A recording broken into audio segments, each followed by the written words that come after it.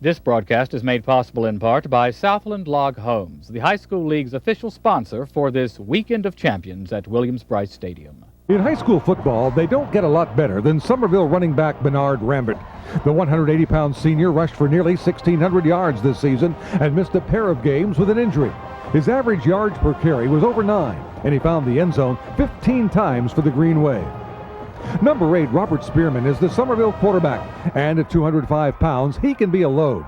Spearman has rushed for 811 yards and thrown for 796. Out of 78 passing attempts, Spearman has been intercepted only once. A couple of Shrine bowlers lead Gaffney. Start with number 40, linebacker Les Davis. At 6'2", 205 with 4.7 speed, he crushes you. He had 9 tackles for losses this season, recovered 3 fumbles, and intercepted 3 passes. With Gaffney, if the right one doesn't get you, then the left one will. That's left defensive end Nick Bonner. The 6'3", 240-pound senior has 9 quarterback sacks and has tipped 18 passes and scored 1 defensive touchdown.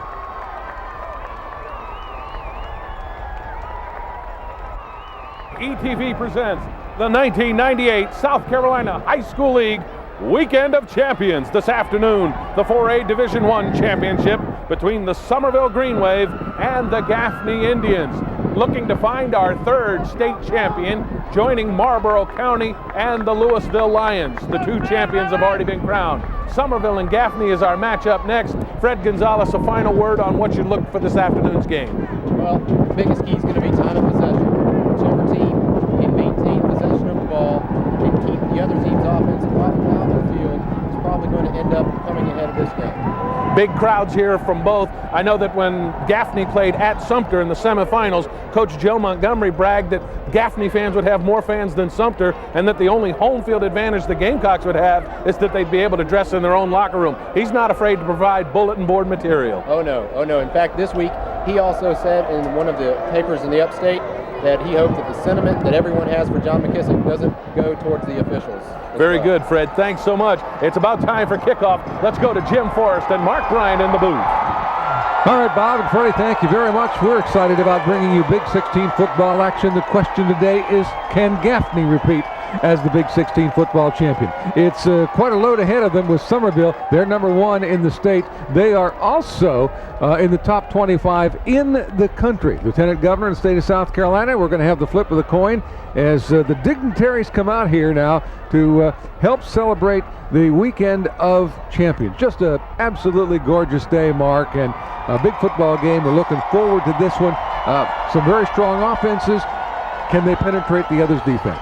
Yeah, there's each team strong on both sides of the ball, which is a recipe for a very good, hard-fought, and one would think a close football game. Each of these teams is coming off of a very close semifinal game. And so they survived that. They made it through that Final Four round to the cliched the big game. Here's the Somerville Green Wave numbers, undefeated and trying to keep it that way. Jim, nearly 4,000 yards on the ground. Yeah, and 49 touchdowns, folks. 7 passing touchdowns, only 856 passing yards. That means they like to run the football. Very impressive.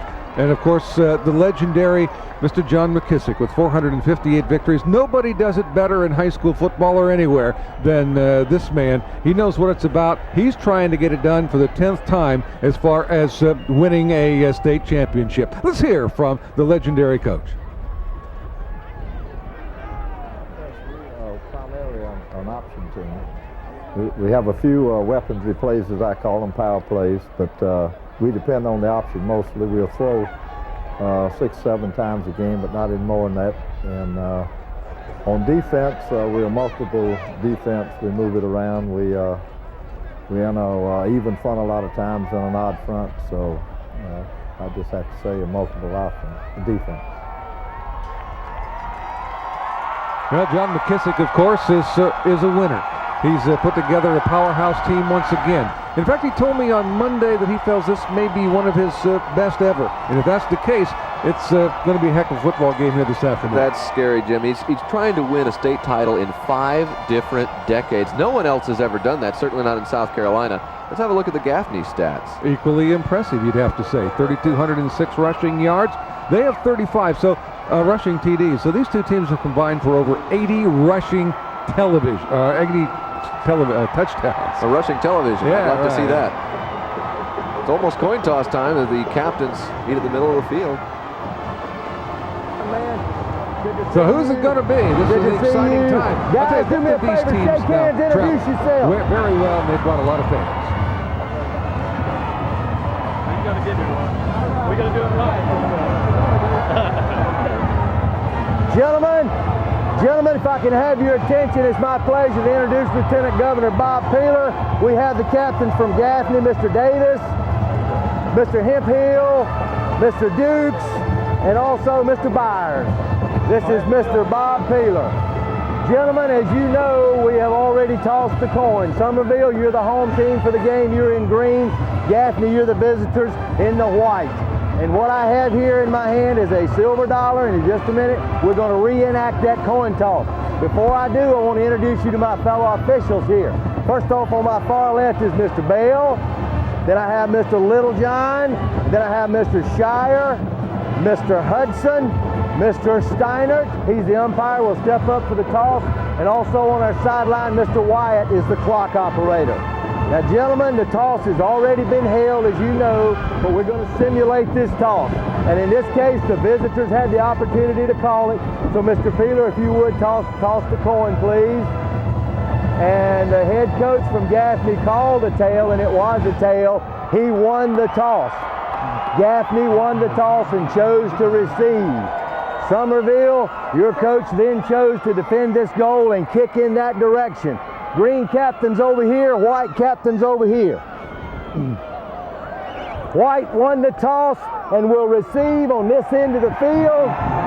Green, kick this direction, shake hands, have a good ball game. So Gaffney wins the toss, and they will receive to get this football game started, and we'll see very quick-like just how much of a defensive battle this is going to be. Which offense is going to be able to break through? Is Gaffney going to be able to throw the football to win?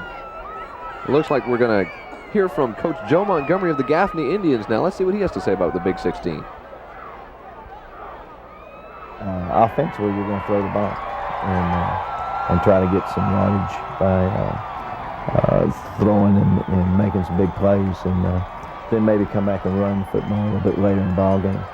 Defensively, we're pressure defense, and we're going to play pressure defense in the game, the entire game, and hopefully make plays.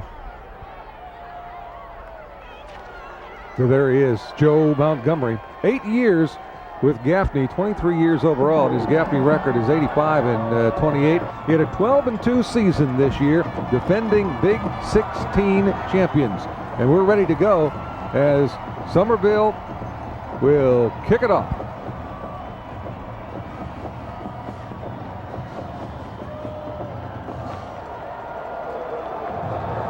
For Gaffney, Jermer Byers is back deep, and that's him with the football at the 5. Hole across the 20 and comes out to about the 23-yard line. So Gaffney will go for there, the first possession of the football game. Littlejohn is the quarterback, and he has been a good one with Gardner, Byers, Smith, Kessler, and Peeler, the backs and receivers. Along the offensive line, it's pretty good, anchored by the center Beatty, and we're ready to go. From the 23-yard line, it's first down and 10, Gaffney. And they give it second man through. That's Jermer Byers, and there's nothing going there. Stacked up at the line of scrimmage. He was hit by a green wave, all right. Those iridescent green uniforms really standing out. Have a look at the defensive front. There it is, Green, Ballard, Westbrook. Thorne is a dandy, and he's a younger. Riley and Washington is a very good cornerback. These cornerbacks are very strong. Use the cornerback blitz for Somerville. Wilson, Mazik, Ellis, Tolbert, and Ackerman. Ackerman could be busy today covering up for those corners on the blitz. Littlejohn wants to throw, but the pressure's on and throws it away, and we're going to get a flag as well, and perhaps intentional grounding there.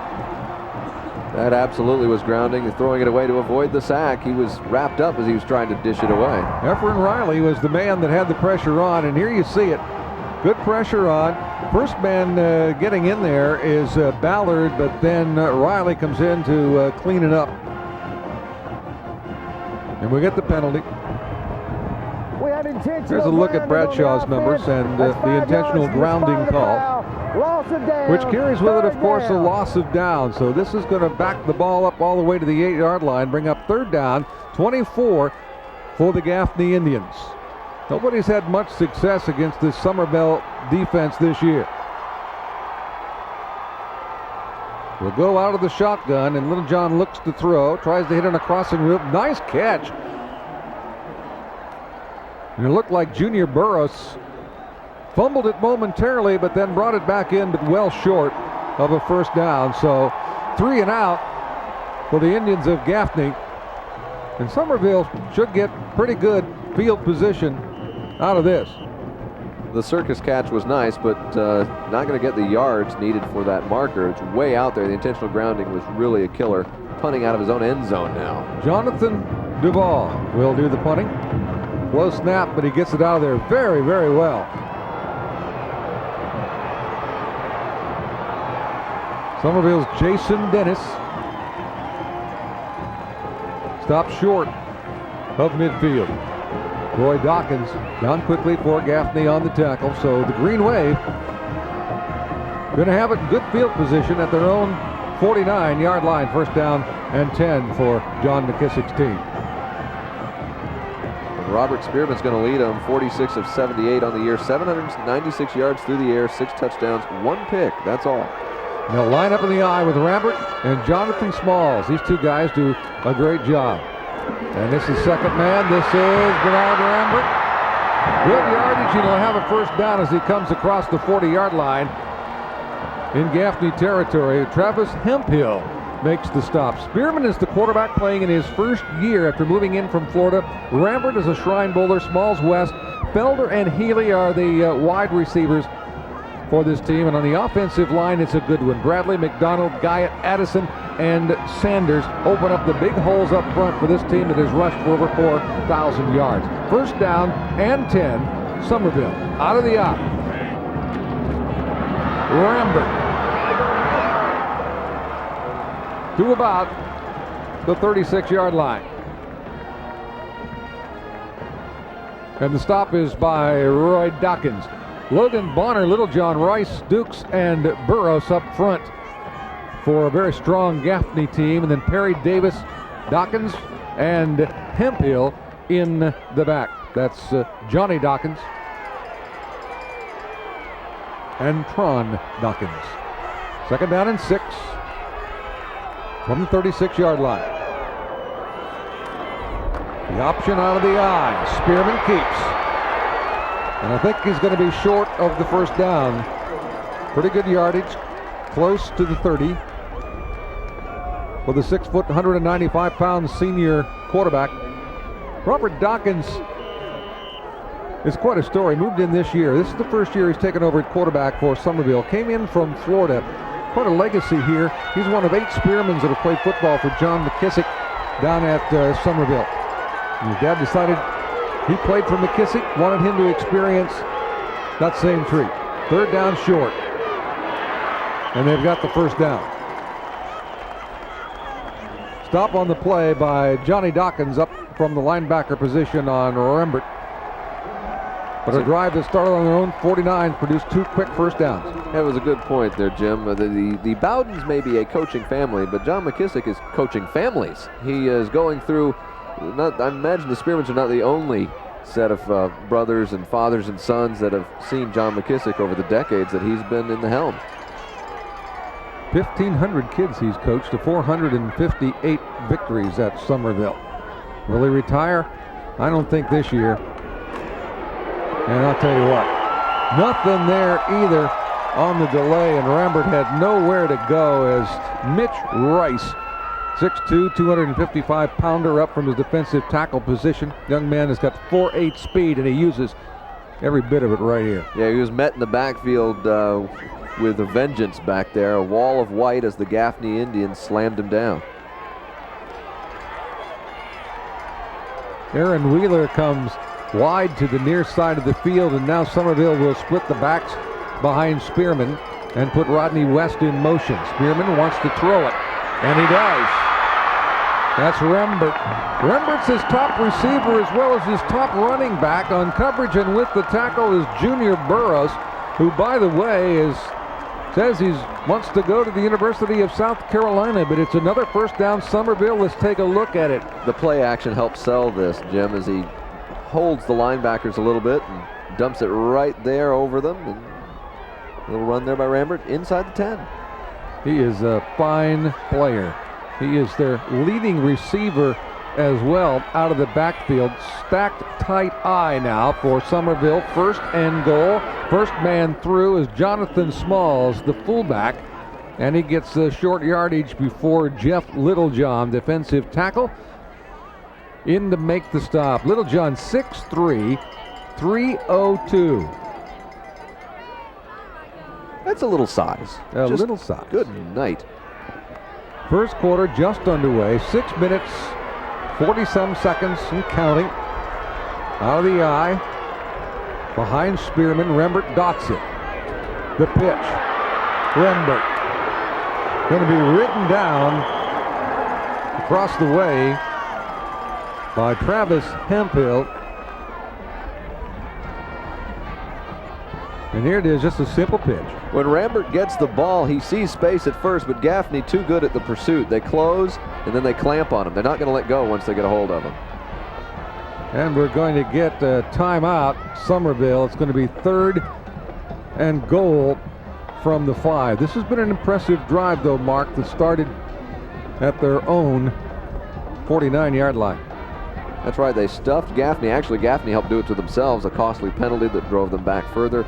Punting from their own end zone, the Indians gave it up to Somerville at midfield, and the Green Wave, taking up time off the clock, moved it down, and they've really shown what got them here, that kind of precision.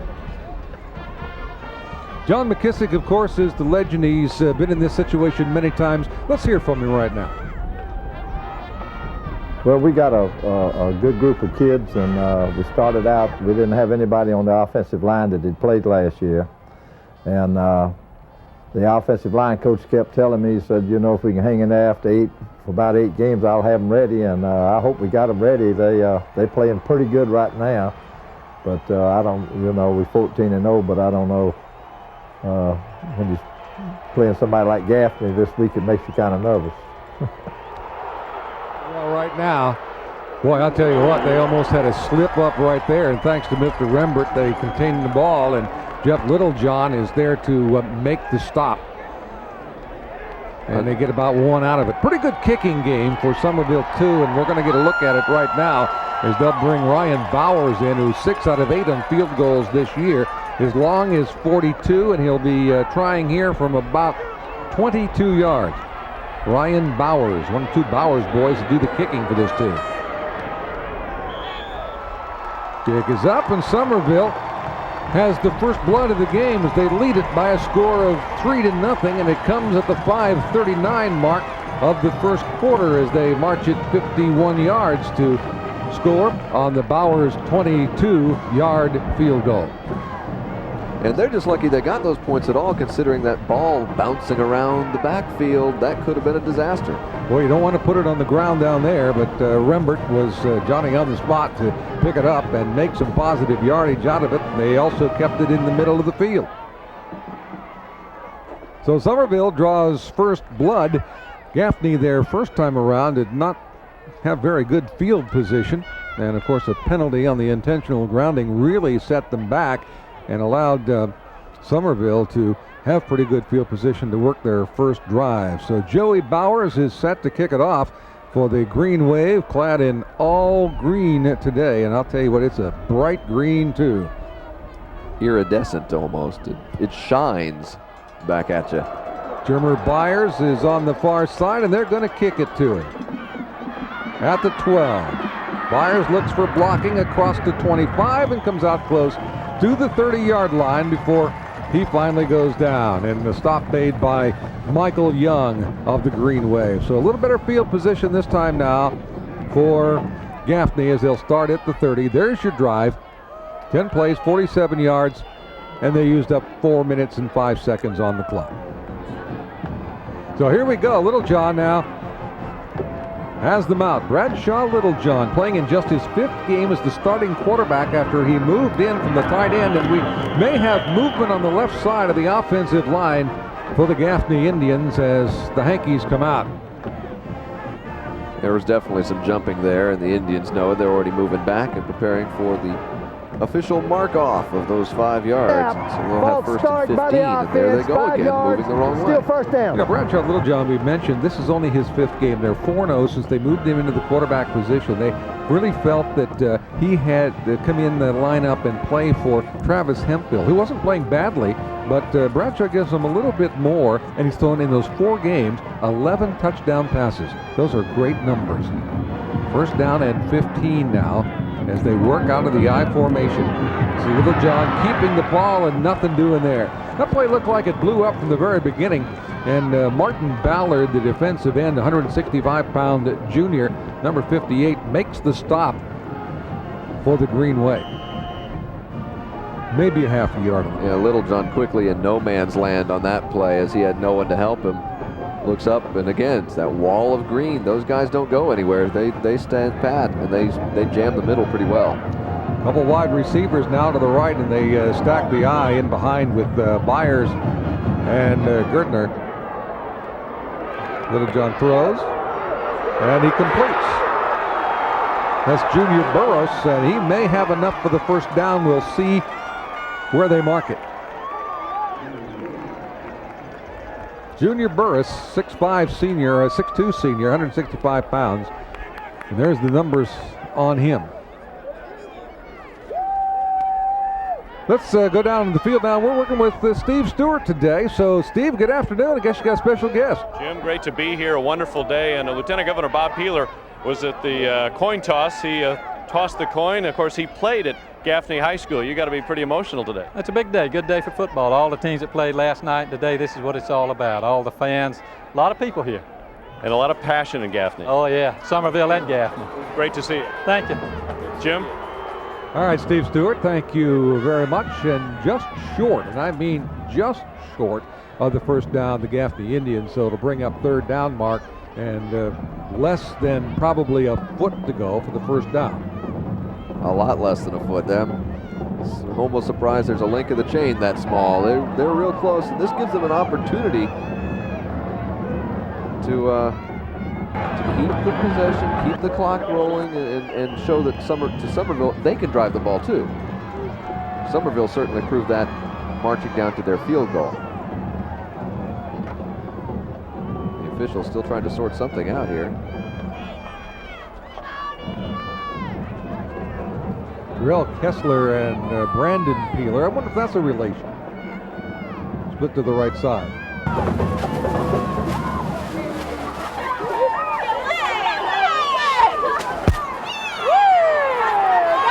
All right, here we go. Third down and less than a yard. Big play. Keep this drive alive now for the Gaffney Indians.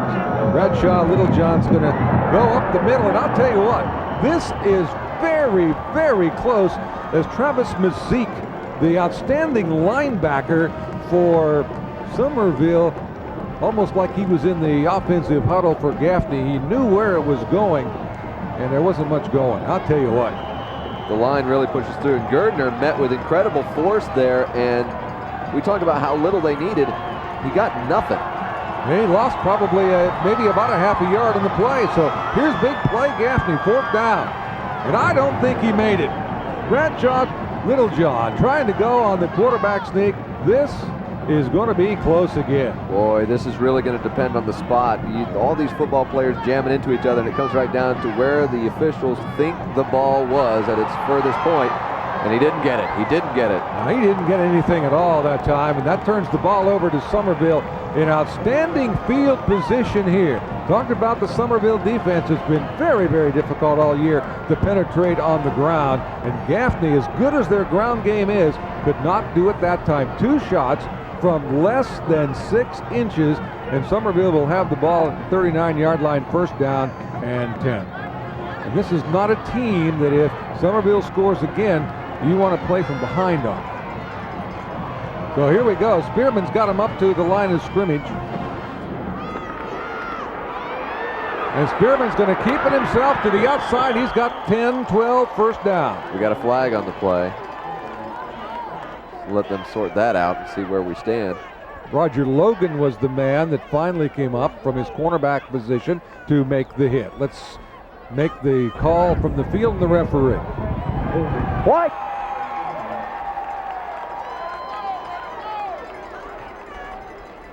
Robert Spearman gets a 6.3 per carry. He's 205 pounds, and he's a load once he gets it going. Let's get the call now from the referee. Holding on the offense, 10 yards from the spot of the foul. Repeat, first down.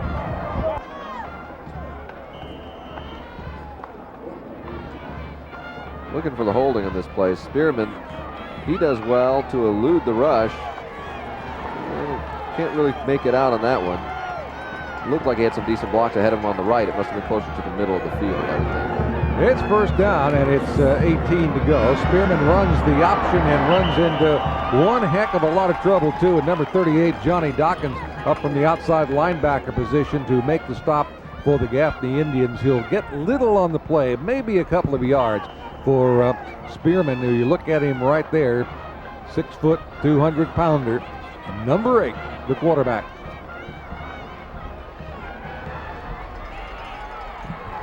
Jeff Healy goes wide to the right side, and we got twins to the left side as well. Working out of the shotgun right now.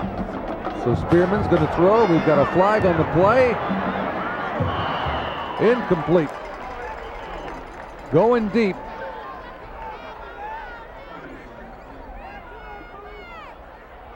But a penalty marker on the play. White captain.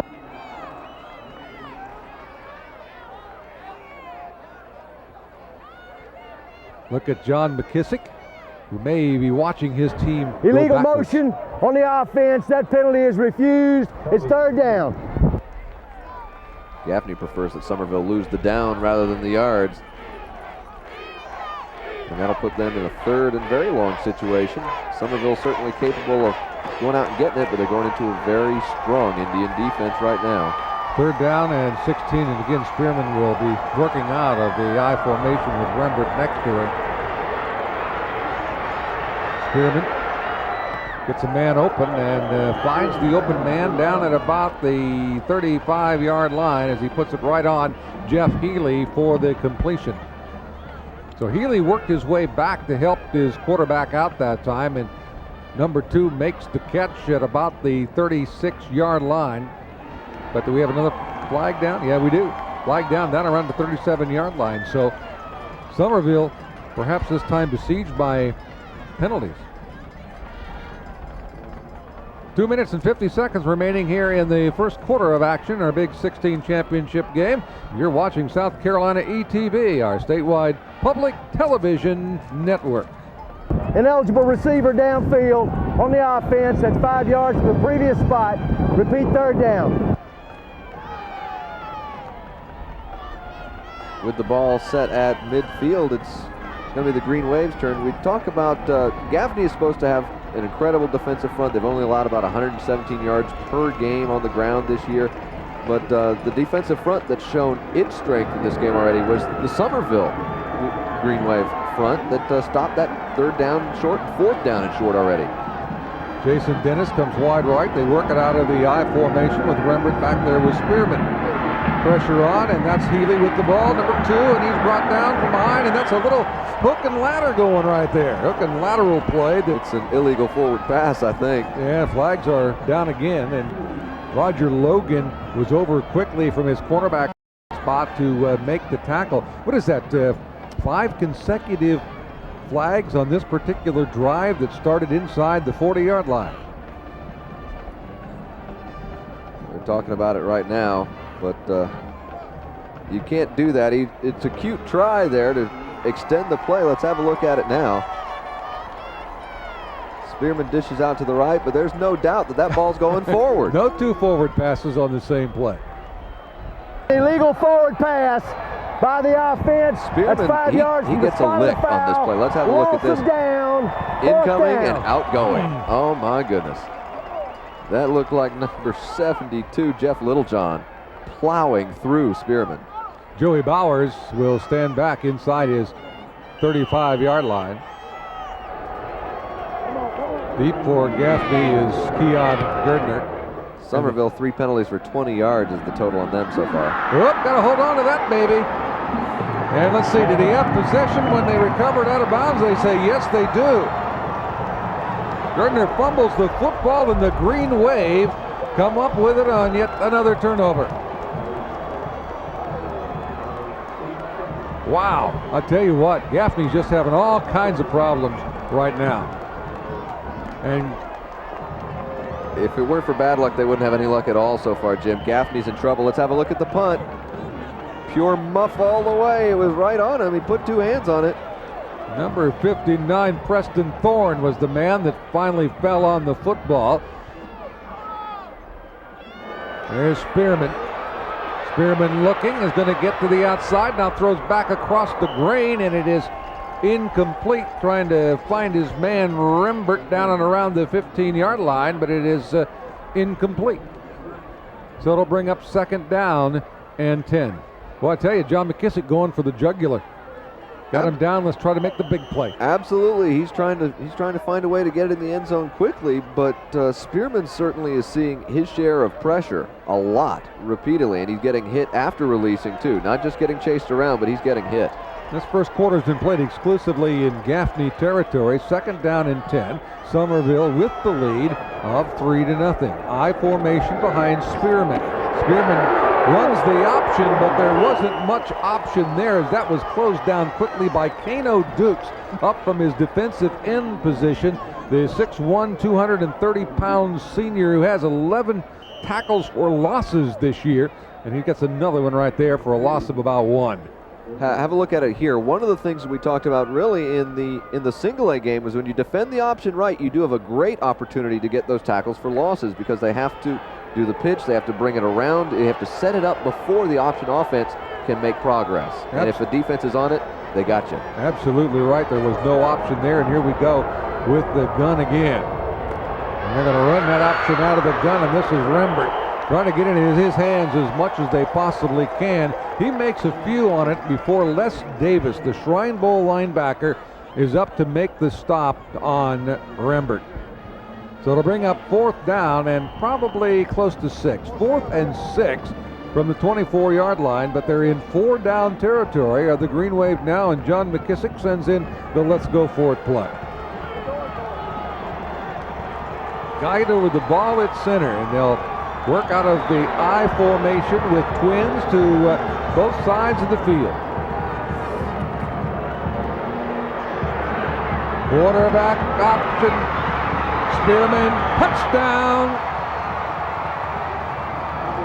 And I believe, Mark, that was a called play as the celebration takes place in the end zone. Oh, absolutely. Spearman was keeping that all the way. He hesitated for just a second, then shot through the middle. He found his blockers. He was weaving behind him. And then I think it may have even surprised him a little bit that he could cut that to the outside and find the end zone. He was thinking 1st down. And he got the whole ball of wax right there. And Ryan Bowers tacks on the extra point, and the Green Wave quickly now jumped out on top by a score of 10-0, as they have owned the first quarter of play that has less than 30 seconds to go. Speaking of going, we're going to be going to Debbie Ritter Williams and Paul Amos.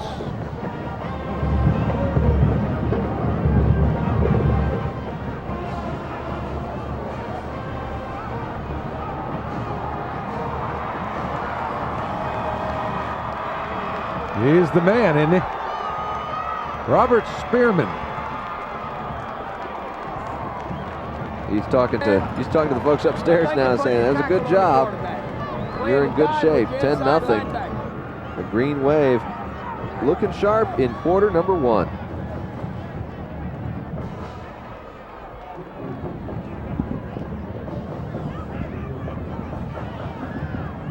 All right, Debbie and Paul, hang on. We understand that you're going to come to us at the end of the quarter.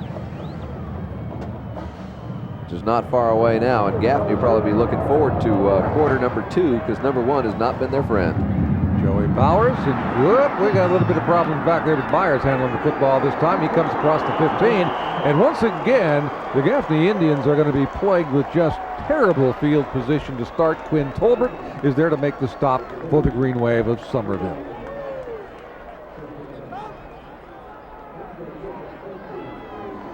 Now, the one thing about it, he didn't get under the football that time. He tried to catch it marked to his outside, and they tell you, don't do that. Now you got to catch. You've got to back up your hands with your body there in a situation like that, and he's reaching for the football. Bradshaw, Little John, he runs into trouble, and he's run into more than that. That is literally a green wave right there on the right side for Somerville. Boy, I'll tell you what, they are swarming. Little John has had very little room to operate because this defense has really put the pressure on him. There's no question. Ephraim Riley was the first man to get in there, and then he had a lot of friends helping him. Martin Ballard. That's the end of the first quarter play. 10-0 Somerville. It's Gaffney in a deep hole again. As we said, Mark, this is Somerville, not a team you really want to play catch-up ball on. They're going to be forced to do that soon. But first, they've got to get out of the shadow of their own goalpost. Speaking of shadows, they've been there all day long so far. That's right. The Indians with one muff punt that resulted in a turnover and a muff kickoff that resulted in this bad field position. Their special teams need to step up. Now they're going to go shotgun. Whoa, and I tell you what, the first time shotgun is trouble. The throw is a wounded duck, and I think going to be complete as well. Oh my goodness sakes. What a catch downfield by Brandon Peeler. Well, that was up for grabs, and I'll tell you what, Peeler just got battled for that one. Watch this one. This is a terrible snap, and it could have been a safety, but as it turns out to be a very positive play, 1st and 10. Little John with a lucky bounce and good fingers scooping it up, and he just throwing that somewhere. And he got lucky that one of the guys in the white shirts grabbed him. Here's the option, and here's Little John. He's got a first down and a whole heck of a lot more before Jamel Milford comes up to make the stop for Somerville from his safety position. Big gain again for Gaffney, and maybe, Mark, that was the positive play that they really needed to get going and get themselves out of the hole, but they're now inside the Somerville 40. They need something, and they're in a hurry up now. That last play, Little John plowed through Jeremy Wilson on his way. Here's Gerner, he's the first man through.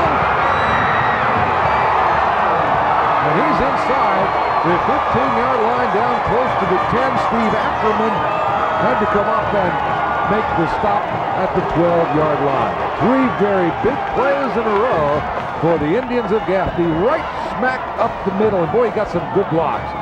And one thing that Somerville does, they press the corners a lot on corner blitzes, and that could put a lot of pressure on their safety, Steve Ackerman. And I tell you, John McKissick's seen enough right now. He wants to stop the bleeding on this particular drive. Somerville, timeout. That was a lot like a basketball timeout. You've got to halt the opposition's momentum. We're going to look at that incredible catch again.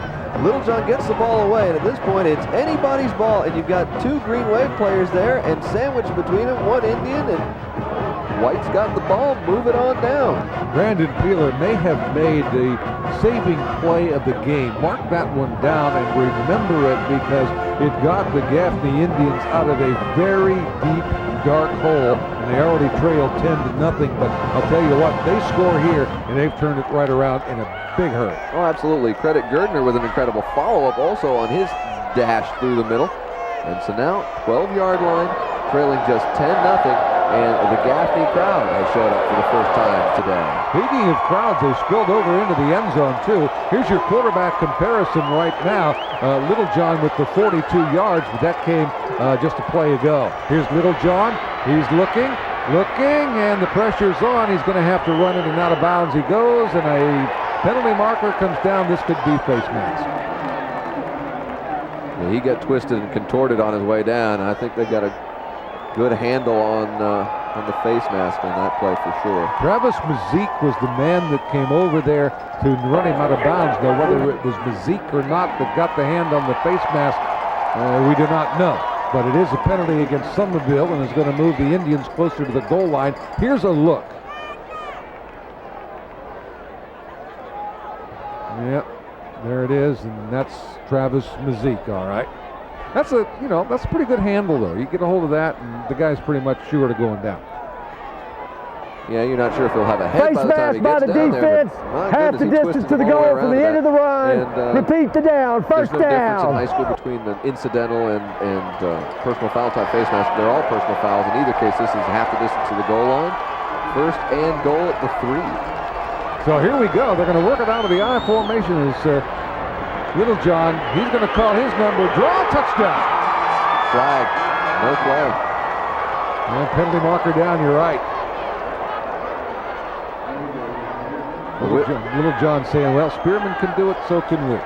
And Little John's a little slow getting up in the end zone as well. Which way's it go? Oh, high school rule. That's an encroachment on the defense. There's Prior no to the snap, encroachment by the defense, half the distance to the goal. That's a first down. That almost hurts Gaffney more than Somerville. Yeah. They had the touchdown, they had the play they wanted, and they got it in there, but they can't keep it. John McKissick really into this one, not on the sidelines now. Going his defense to hunker down right here. First down and goal at the 2-yard line. Here come the Indians. And there goes Byers, and there goes an Indians touchdown. Jamar Byers, his 22nd touchdown of the year. Number 5, the 180-pound senior, going to the North-South All-Star game. He's a pounder. He pounded that in for a touchdown, and they've done this.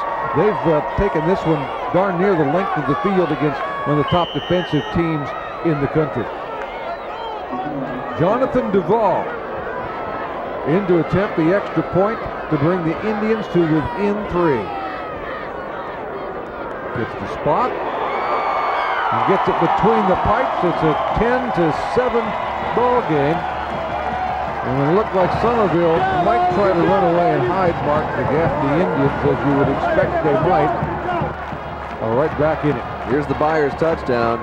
They hit him a couple times before he crossed the plane, but he's in there. And absolutely right, Jim. As we take one more look at Byers breaking through, the Indians, well, they could have folded up early, but this is the Big 16. These are teams that have each seen adversity. They've each played close games, and they've each been winners all year long. They know that a touchdown or a couple of scores are not going to be the end of the world so long as you can answer. And the Indians had an answer. And there are 3 guys in the middle of those humps. J.J. Hardy, Brad Beatty, and Tommy Pearson had their guys on their backs for Myers to get it into the end zone. So here we go with the ball now to kick it off. In a 10-7 ball game, 10:44 to play here in the first half. And the kick is away. In and out of the end zone for a touchback. So big leg into it means that the Green Wave's going to have it to start this drive on their 20-yard line, and this is certainly their worst field position. Absolutely. We'll see how they answer the momentum shift. Get back up behind the yellow line. A lot of football yet to be played here at Williams-Brice Stadium today. After this one, Emerald and Batesburg-Leesville in the A game, and then Daniel and Manning in the 3A contest at 8 o'clock tonight. We've had some exciting action so far, certainly here, and more to come today in the weekend of champions. Spearman tries to get to the outside, ran through one tackle, but could not run through the tackle of Nick Bonner, the defensive end, 6'3", 245-pounder. He's a Shrine Bowler. Got away from one, but not the second one. Here's Spearman. What's a strong? Watch what Spearman does with Bonner, though. He doesn't fall down. He turns Bonner a little bit as he keeps his legs moving, and he still manages to get another 1.5 yards out of that carry. It was Mitch Rice, a very good defensive tackle, that had the first shot at him, didn't get him. They'll give him 3, second down and 7. The ball at the 23-yard line. And Somerville works out of the eye. And we've got penalty markers down. I think that's motion right side.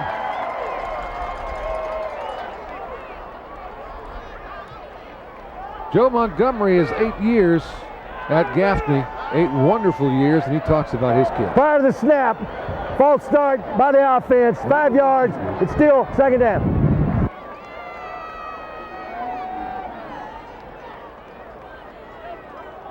Let's hear from the coach now. I'm very proud of our football team, like any high school coach. Other times there's things that we must improve on, and I'm not just talking about football, I'm talking about everything in general, our conduct and the way we act, and you know, sometimes we be disappointed as high school coaches, but this group of kids is an outstanding group of kids that I'm very proud of. So, you know, you play hard, you win the game, I'm proud of them. You know, you play hard and you don't do the things that I've asked you to do, then maybe I'm not so proud of those kids, but there's a lot more to it than just winning and losing. You know, I'm fortunate enough, I've been in the state championship games before, and I understand that the real value, though, is the lessons that we learn other than playing in this football game. There he is. Joe Montgomery certainly has to be proud of his kids for coming back, especially when it looked like it was going to be total disaster there for a while. Somerville penalized 6 times already in this game, only 2 for Gaffney.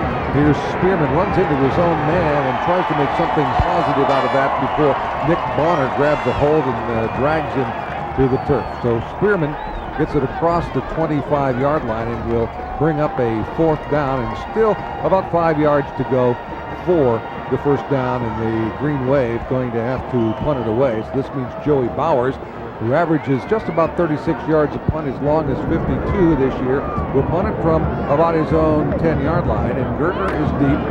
Rush is on, and he gets it away, and it's a dandy. Then it's sent Gertner back to the 30, and he catches it over his shoulder, and down he goes at the 25-yard line. Nice kick that time by Joey Bowers. So from the 25 is where the Gaffney Indians will go back to work. Good look at number 39, the punter in green for Somerville, and the fans across the way living it up, having a good time. Great crowd on hand. Both of these schools and communities travel very, very well, and they certainly have here as this crowd spilled over into the north end zone. So here we go from the 25, 1st and 10. Little John has them up to the line of scrimmage, and they'll split 2 to the right-hand side and give it straight up the middle this time to Byers, but very little going right there as he runs into a host of green shirts there to make the stop.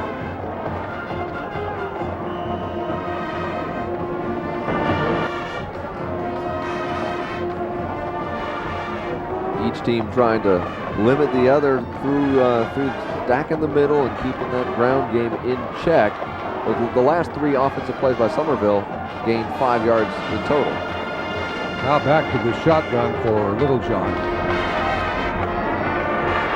Pressure is on. J.C. Westbrook, number 51, the first man that time to get to Bradshaw Littlejohn, and he's back down inside the 20. In fact, put it down at the 16-yard line. And here it comes, right up the middle. You think Littlejohn's life flashed before his eyes seeing that? He gets the snap, and he knows he's a goner.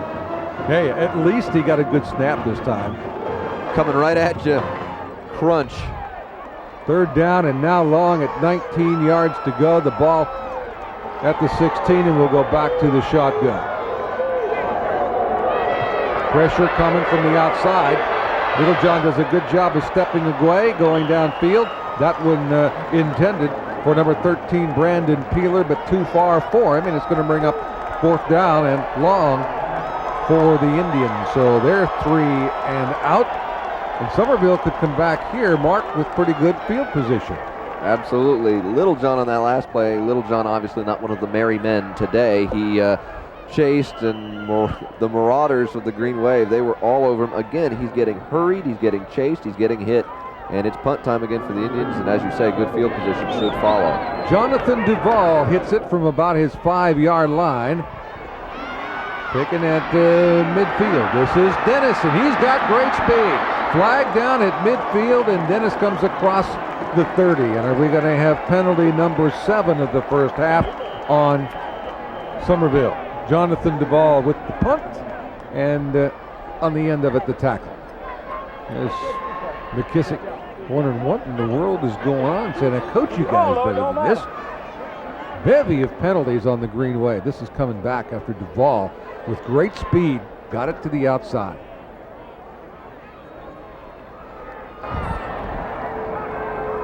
All right, let's leave the booth here for a moment. Well, we're not going to leave. We're just going to tell you where you can get in touch with us and make a pledge to ETV. 1-800-256-8535. That's a toll-free number anywhere around the state.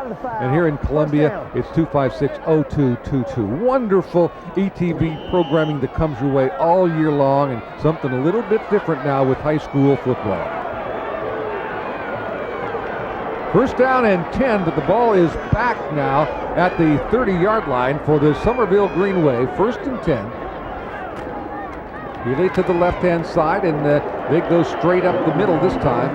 And nowhere to go for Smalls as Les Davis, the Shrine Bowl linebacker, is up very quickly to make the tackle. Les Davis, who says he'd like to go to Clemson. And I'm sure the new head coach, Tommy Bowden, would probably like to have a Shrine Bowler there. And his friendly assistant, Brad Scott. Yeah, indeed. Let's give him a gain of 1 on the play and make it second down and 9 as Somerville continues to work out of the eye. 6 minutes and 15 seconds to play, first quarter. Spearman keeps, and Spearman doesn't get a whole lot that time. Guess who's there? Les Davis, number 40, the Shrine Bowl linebacker, starting to get himself involved in this and really makes, he has Spearman on his mind all the way. The pursuit is on him. They bring him down. The last 5 offensive plays for Somerville. Spearman, Smalls, Spearman, Smalls, Spearman. 5 carries, 6 yards.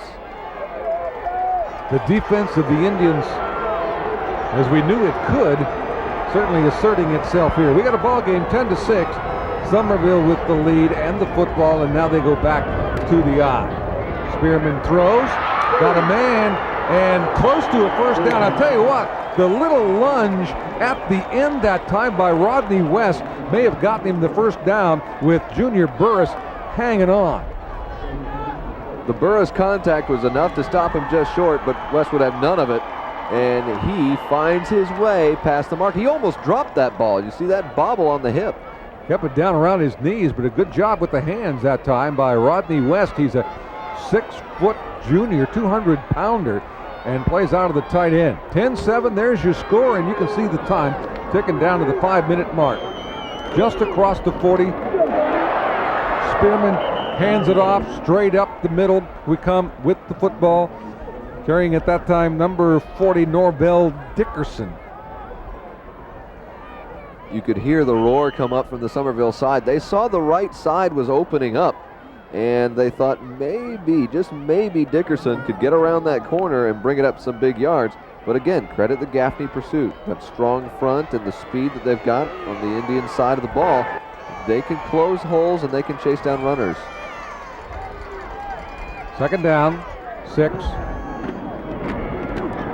Spearman got it on the corner, runs through a couple of tackles before he finally is brought down on the play. Roger Logan was the first man there to make the hit on him. Here's the look at it. It's coming right at you. Good read. Spearman that time declines to pitch on the option. He's a tough guy. He does not go down with the first contact. And again, look at it. Straight on at you. Good play action there. He's showing that showing a handoff to Gaffney. Some of them, I think, bought that fake, but the left side of the defense still ready for Spearman. Another first down, Somerville's. They've moved it into Indian territory now. First down and 10. Ooh, I'll tell you, they give it to Smalls, and Spearman took a hit, and Smalls may go the distance, but no. Saving tackle that time by Travis Hemphill, who started the year at quarterback for the Gaffney Indians, but they freed him up to play the free safety position only when Littlejohn stepped in. But boy, I'll tell you what, this opens up big time. Great hole, speed gets him through it easily, and there's a great move here in the middle of the field that's going to buy him some more. Goodbye, and now it's just a case of pursuit, and Hemphill with the great touchdown saver. And we're going to get a timeout called, and I think this one's going to be credited to the Gaffney Indians. These teams not shy about calling their timeouts in the first half. Somerville has just one remaining, and Gaffney has got a pair left. And once again, Gaffney has to reassess things here as Somerville is on the move. But just great blocking on that left side to open up Smalls the last time. Let's go down quickly now and get a word from Bob Shields. Bob? Yeah, Bob Shields down here with Fred Gonzalez of the state newspaper who covers high school football. Your impressions thus far of this first half? Well, I'll tell you, the first quarter was all Somerville. Gaffney couldn't do anything right. But then they get that pass in the second quarter, kind of get things going their way. But Somerville, they got the fullback working now on that long gain. Looks like they want to try and get at least some points on the board, go in with at least a 7-point lead. All right, Fred, thanks very much. Let's go back to Jim and Mark in the booth. All right, Bob and Freddie, thank you very much. We've got a dandy going here at Williams-Brice Stadium, and still 2 more to come. We've crowned a couple of state champions already here in this weekend of champions, and what beautiful, beautiful weather we have here in South Carolina for the state high school weekend of champions. Out of the eye, they fake it small. Spearman again. Spearman, touchdown. Wow. Boy, he reads the option so very, very well. He knows what to do with that ball. He knows when to let it go and when to hold on. And that time it's another keeper for Spearman. Talented, strong, and fast. He's everything you want in that option quarterback for the Green Wave. Touchdown, they weren't going to deny him on that one.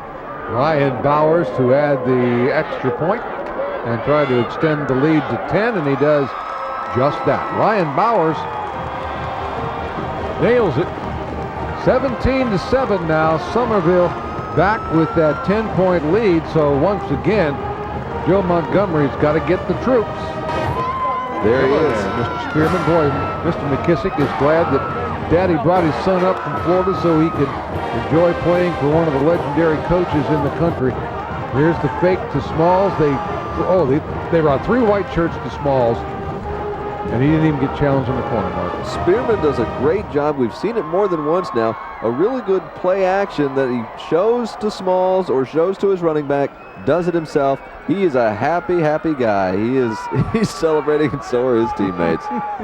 And he deserves that celebration, too. Having one heck of a first half here. We have 3 minutes and 27 seconds to go here in the first half. John McKissick trying to get his 10th state championship. Wow. Just think about it. Yeah, Somerville as a school has 11. 9 of them belong to Coach McKissick, but you know that comes with being the living legend, doesn't it? 46 years. And 458 wins, so nearly 10 wins a season. It boggles the mind. And you got to remember, this team that came back after they had a consolidation change too with Fort Dorchester, had a couple down years, and now they're back.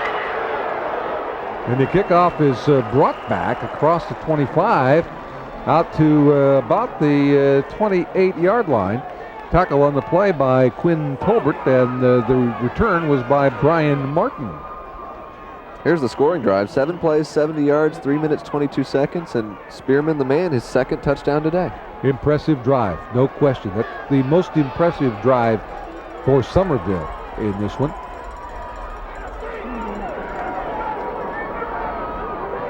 Little John. Oh, and a penalty marker. My, oh my, oh my. Travis Mazik. Hello, number 45. Byers is going to have bad dreams for a week. This is just brutal. Somebody get the number of that truck, will you? Wow. At this point, Byers is probably thinking, I can get a couple yards out of this. Oh, goodness. There's probably an imprint of a Somerville S somewhere on his jersey now. Hey, Coach, what time is it? No gain on the play. 2nd down. Offense, that penalty is refused. Yeah, we had the 2nd penalty down. marker down, and it's declined. That'd be a short gain on the play. I think you need to ask Byers if it was worth it. Right now, I got to tell you, he'd answer in the negative. That's the hit of the ball game right there by Mazik. 2nd down and 9 out of the shotgun now for Little John. He's getting plenty of time to throw as they drop back in coverage, and he finds his man out of the backfield. Keon Gerdner comes up, is going to have the first down. Norville Dickerson, number 40 there to make the stop on him from the linebacker position. But they pick up about 10 on the play. Good looking play with Gerdner slanting across the middle. There's space for him there. He gets hit soon after the catch, but there's space and room to get the first down. Again, the Indians will go shotgun, and right off the bat, Littlejohn's looking to run it. Points out the block he wants, gets it, gets on the corner, and going to make very positive yardage across midfield and the 45-yard line before he's run out of bounds by Jamal Milford up from his safety position. But Littlejohn did a good job that time. Watch him point out the blocking.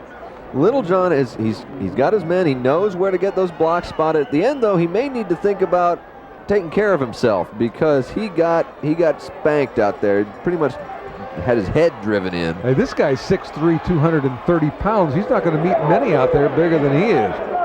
Whoop. Littlejohn says, hold it right there, you're in the way. He's going long, going for the whole enchilada here. And the closest to that defensive back for Somerville back there, and that was Quinn Tolbert. Actually a linebacker back on coverage that time is number 7, Quinn Tolbert. Bring up second down and 10. Way too much on that ball. I think he may have gotten excited about the prospect of trying to get someone beyond the defense and into the end zone. Trying also to score in a hurry here. 1:52 left in the half, and the Indians trail by 10. And we scrimmage second and 10 from the 42-yard line, and Littlejohn out of the shotgun one more time. Maybe changing the play here at the line of scrimmage. Boom! See to the end. I don't think so. I think they're calling incomplete pass. Oh my! Stevie Ackerman, say hello, Terrell Kessler. Wow! We've had a couple of hits on this drive.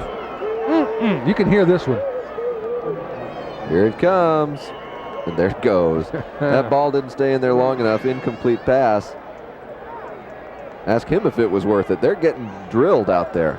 Third down and 10. Gaffney. 1:46 to play first half. Shotgun for Bradshaw. Wide receivers right and left. Keeps Byers home. We got the shuttle pass to Byers. Byers 40. Byers 30.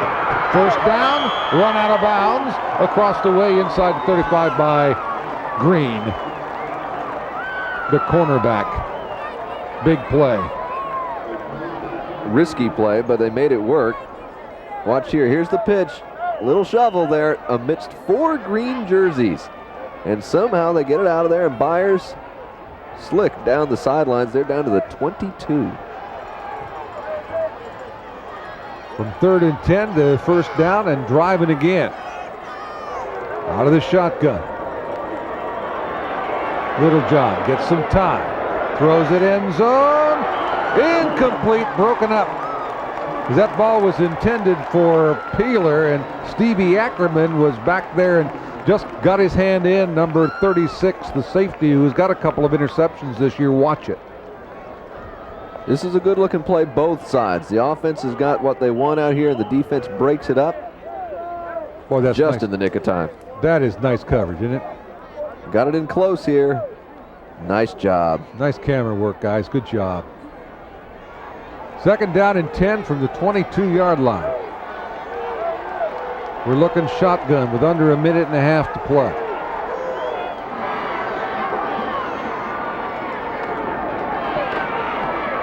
Peeler across the 20.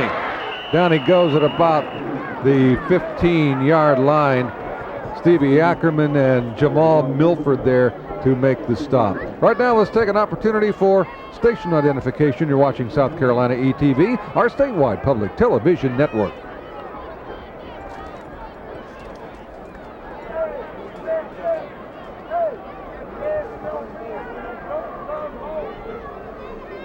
It'll be 3rd and 3, Gaffney, but we've got a timeout on the field. The ball at the 15-yard line. Good drive here, Gaffney, Mark.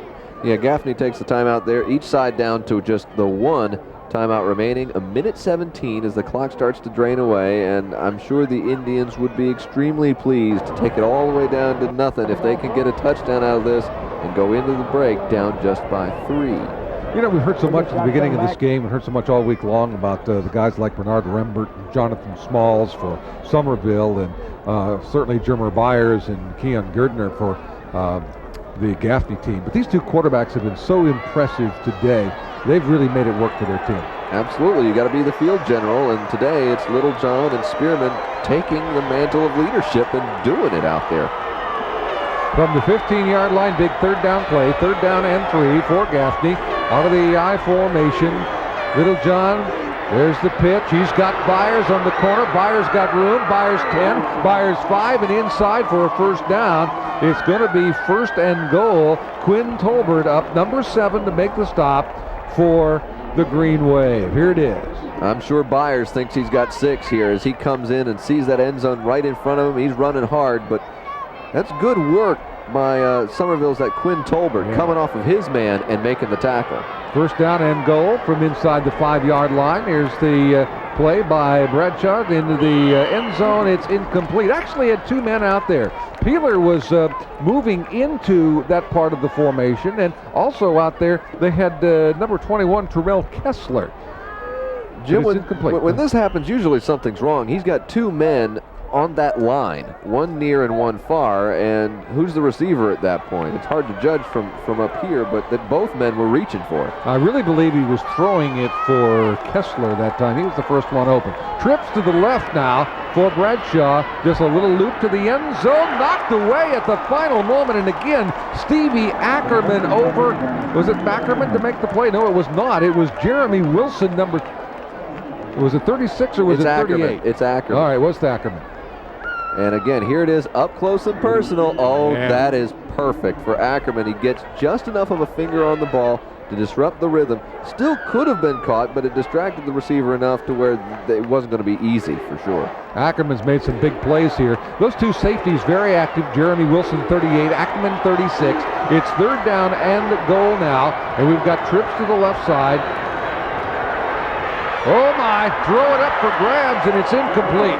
Ill-advised probably that time by Bradshaw, because Efren Riley really had the heat on number 46 from his defensive end, and that could have been disaster for Gaffney. We've been praising the good decisions by Littlejohn. This is a bad one, and this is where he wants to, I think it's a case of just wanting to make a play so desperately and seeing the end zone right in front of you that he tries to force something, and it's not going to happen. Jonathan Duvall will try from 21, his long of the year is 35, and the kick is up, and the kick is good. So Jonathan Duvall with his 4th field goal of the year with 39 seconds to play in the first half brings the Gaffney Indians back to within 7 at 17-10. So just about the time you think Somerville is going to deliver a knockout punch, back come the Indians, and you would expect it to be that way when these 2 giants of high school football in the Palmetto State get together. Well, what you want when you're looking at a Big 16 matchup, a game of this caliber, you want it to live up to its billing. So far today, guilty as charged. This is a good football game. 17-10, 39 seconds left, and the Indians march onto the field. And their paramount goal here, just to not give up any big plays in these final seconds. Go into in the halftime and talk about this one and come out for the 3rd quarter with the score just as it is now. Duvall will kick it off. Travis Green, Jason Dennis, Jonathan Smalls are back deep for Somerville. Last one went in and out of the end zone. Jonathan Smalls is the deepest. He's at the goal line. He's got the ball. He's coming. Smalls 15. Smalls 20. Smalls out of room. A lot of white shirts right there. Johnny Dawkins, first man to get to Smalls. I think they'll give him forward motion to about the 20. Scoring drive, 13 plays. That qualifies in this game as an epic drive. That was a big one. 13 plays, 68 yards. 13. How do you fit 13 plays in 2 minutes and 38 seconds? Great job by Gaffney to get it down there. They got the field goal from Duvall. And we've got 31 seconds to play. See how Somerville decides to play this with John McKissick sit on the 7-point lead. He's got 80 yards to go, and he's got Smalls and Rembert in behind Spearman. This is Smalls, the fullback, with leg drive across the 25 to the 28. Les Davis, number 40, hanging on to the fullback. Davis will be the last one up. He was first man to make the tackle and last man to get up on the play. Clock ticking down. They may not get another one off. They may not want to. 2nd down and 2 with 5 seconds, 4. They won't. So that was the end of the first half. They're going to try it. No, they don't. They wanted to. Yeah, they did. Yeah, they did. But there's the end of the first half, and boy, it was a good one. As advertised, ladies and gentlemen, the Big 16 championship game goes to Somerville in the first half, 17-10. But we still have 24 big minutes of football to play here at Williams-Brice Stadium in this 4A championship football game. Hey, it's been fun. This first half has been back and forth. Somerville, it looked like Mark was maybe going to run away early, but those Gaffney Indians of Joe Montgomery really came firing back. Absolutely, and a lot of the big names are playing up to the billing that they received as well. For Somerville, you look at Spearman and Rambert and Gaffney. It's Littlejohn, Byers, Gerdner. They're all playing very well. Yeah, they are. And Steve Stewart is down on the sideline, and he's got the leading coach. There he is. Coach McKissick, you guys are leading 17-10. A lot of penalties, though, in that half. Well, we got a lot of penalties. We got a couple of holding penalties, motion penalties, and we can't do that in a game like this. You can't have the penalties. We got to cut that out. Are there some things you're happy about besides leading? Well, I like leading, but I'm happy about letting them throw the ball out the end zone while they're going down, throw it up for grabs. We have 3 guys there not intercepted, but they're a big play team. What are you going to tell the team at halftime? I'm going to tell them got to buckle up and play. All right. Good luck, Coach. Thank you. Okay, it is 17-10 at halftime, and the Somerville Green Wave on top of it. And it looks like right now we're going to tell you a little bit about what you can do to help ETV keep this kind of programming on the air. Debbie, take it away. We are in the middle of an afternoon full of South Carolina high school football, but first, a word from our sponsors. That means you. So start talking. Well, first go to your phone and pick it up and dial one of those numbers at the bottom of your screen, 1-800-256-8535 or 256-0222, and then give us some good words, like how much you'd like to pledge of your financial support to keep this programming coming. You might think about a pledge of $60. When you do that, we'll say thank you with a commemorative cap for this whole high school championship, football championship weekend. Just a thank you gift. Obviously, the other gift that you get is great programming all year long. This doesn't happen, this kind of venture doesn't happen all by itself. We have lots of people helping, and one group that's helping is a group from Ridgeview High School. Actually, Ridgeview played here last night, and I have with me Fran Fosnacht, who's with the group of volunteers from Ridgeview. How are you, Fran? Good. You're doing this as part of the service project. Can you tell us a little bit about that? Yes, this is a Ridgeview service project, Winter Wishes. What we do is we help out people in the community, and we're doing a canned good drive, a jean drive, and a children's book drive. So if anyone's interested in helping us, just call Ridgeview High School. That's great, and they're eagerly waiting your calls over in the studio. Now, this is your big moment. Tell people out there why they should call and make a pledge of financial support to ETV. Well, ETV does certain things that other TV stations don't do, such as playing high school championship football games on air. That's right. So you heard it here, and she means it. Call us now in the Columbia area, 256-0222. Anywhere else, 1-800-256-8535. We've got more games coming up today, so stay tuned. At 5 p.m., we'll see Emerald Vikings versus the Batesburg-Leesville Panthers, and at 8, the Daniel Lions versus Manning Monarchs. Only here on educational television. We're the first and the only to bring you high school football, so make your pledge of support. You know that we listen to you. Call now, 1-800-256-8535 or 256-0222. We are exactly halfway through our weekend of champions here at Williams-Brice Stadium. South Carolina ETV bringing you this first ever coverage of the state's high school championship games. We've already crowned 2 teams champion, the Marlboro County Bulldogs and the Louisville Lions. Halftime here, Somerville leading Gaffney 17-10. Fred Gonzalez, who covers high school football for the state newspaper, tell us what the first half, what you saw. Tell you what, first quarter rather, all Somerville. Their defense looked incredible, able to take care of some turnovers, turn them into points. Probably lucky that for Gaffney's sake that they didn't go up 14-0 when they had the botched play down there close to the goal line on their very first possession. They looked charged and ready to play. I didn't think Gaffney would be able to come back, but they did in the second quarter. Resilient team as always. Coach Montgomery's got them. Great play, busted play, but a great play on that quarterback, Littlejohn, with the pass when he was almost sacked in the end zone. That kind of sparked their drive, make it 10-7. But being able to establish the fullback, Jonathan Smalls for Somerville, helped them in their touchdown run.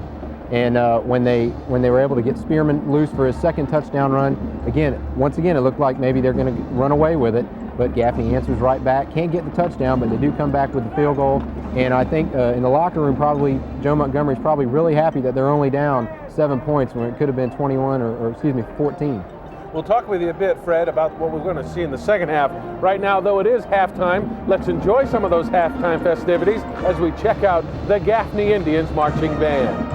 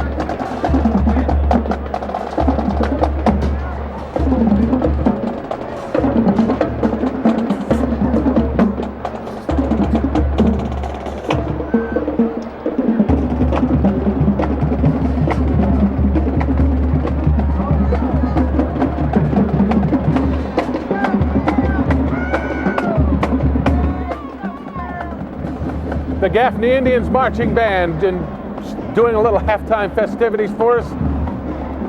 And we do have the band director standing by for the Gaffney Band. Let's go to Steve Stewart with that one.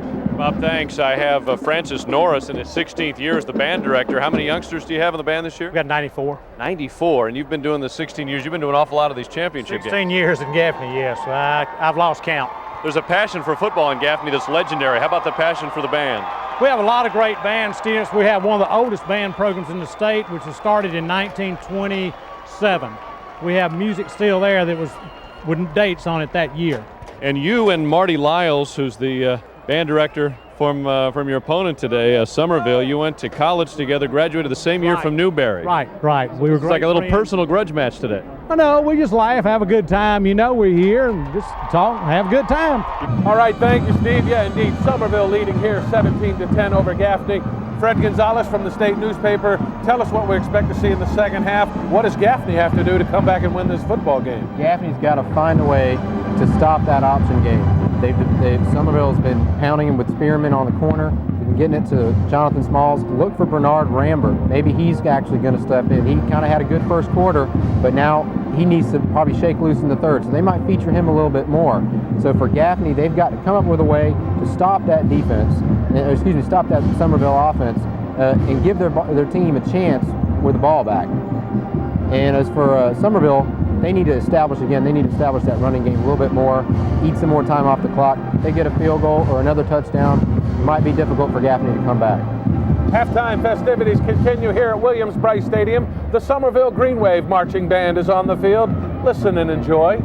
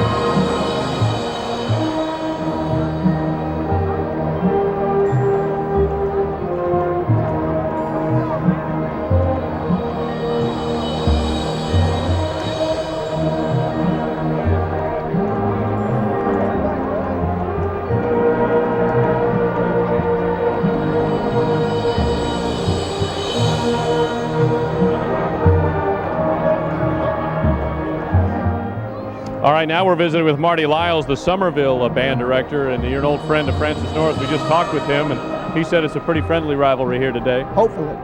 Hopefully. Football. Now, you are the team in the league. Yes. How do you feel about it? The team? Oh, this is a great team. It's a great day for Somerville. They're doing a fantastic job.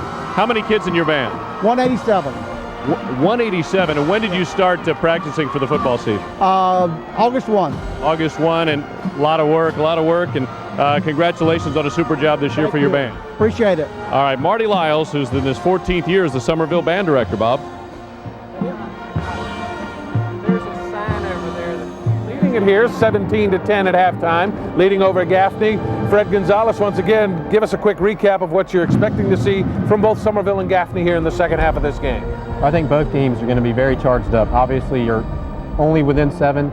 Either way, I think I said earlier, if Somerville can maintain a 7-point lead or go up to 14, then I think they could probably maybe ice it. But if there's a team that can come back from a 7-point deficit at halftime, it's definitely Gaffney. They've proven they've got the skill athletes. They can they got some firepower if they can just fine-tune something, an answer for that defense, because that defense for Somerville has been most impressive, more impressive than I thought they would be. We saw some great hits in that first half of football play. You know, football means so much more than just playing on the field. It also means students working hard in the classroom. We have another scholar athlete feature to enjoy. Let's take that right now.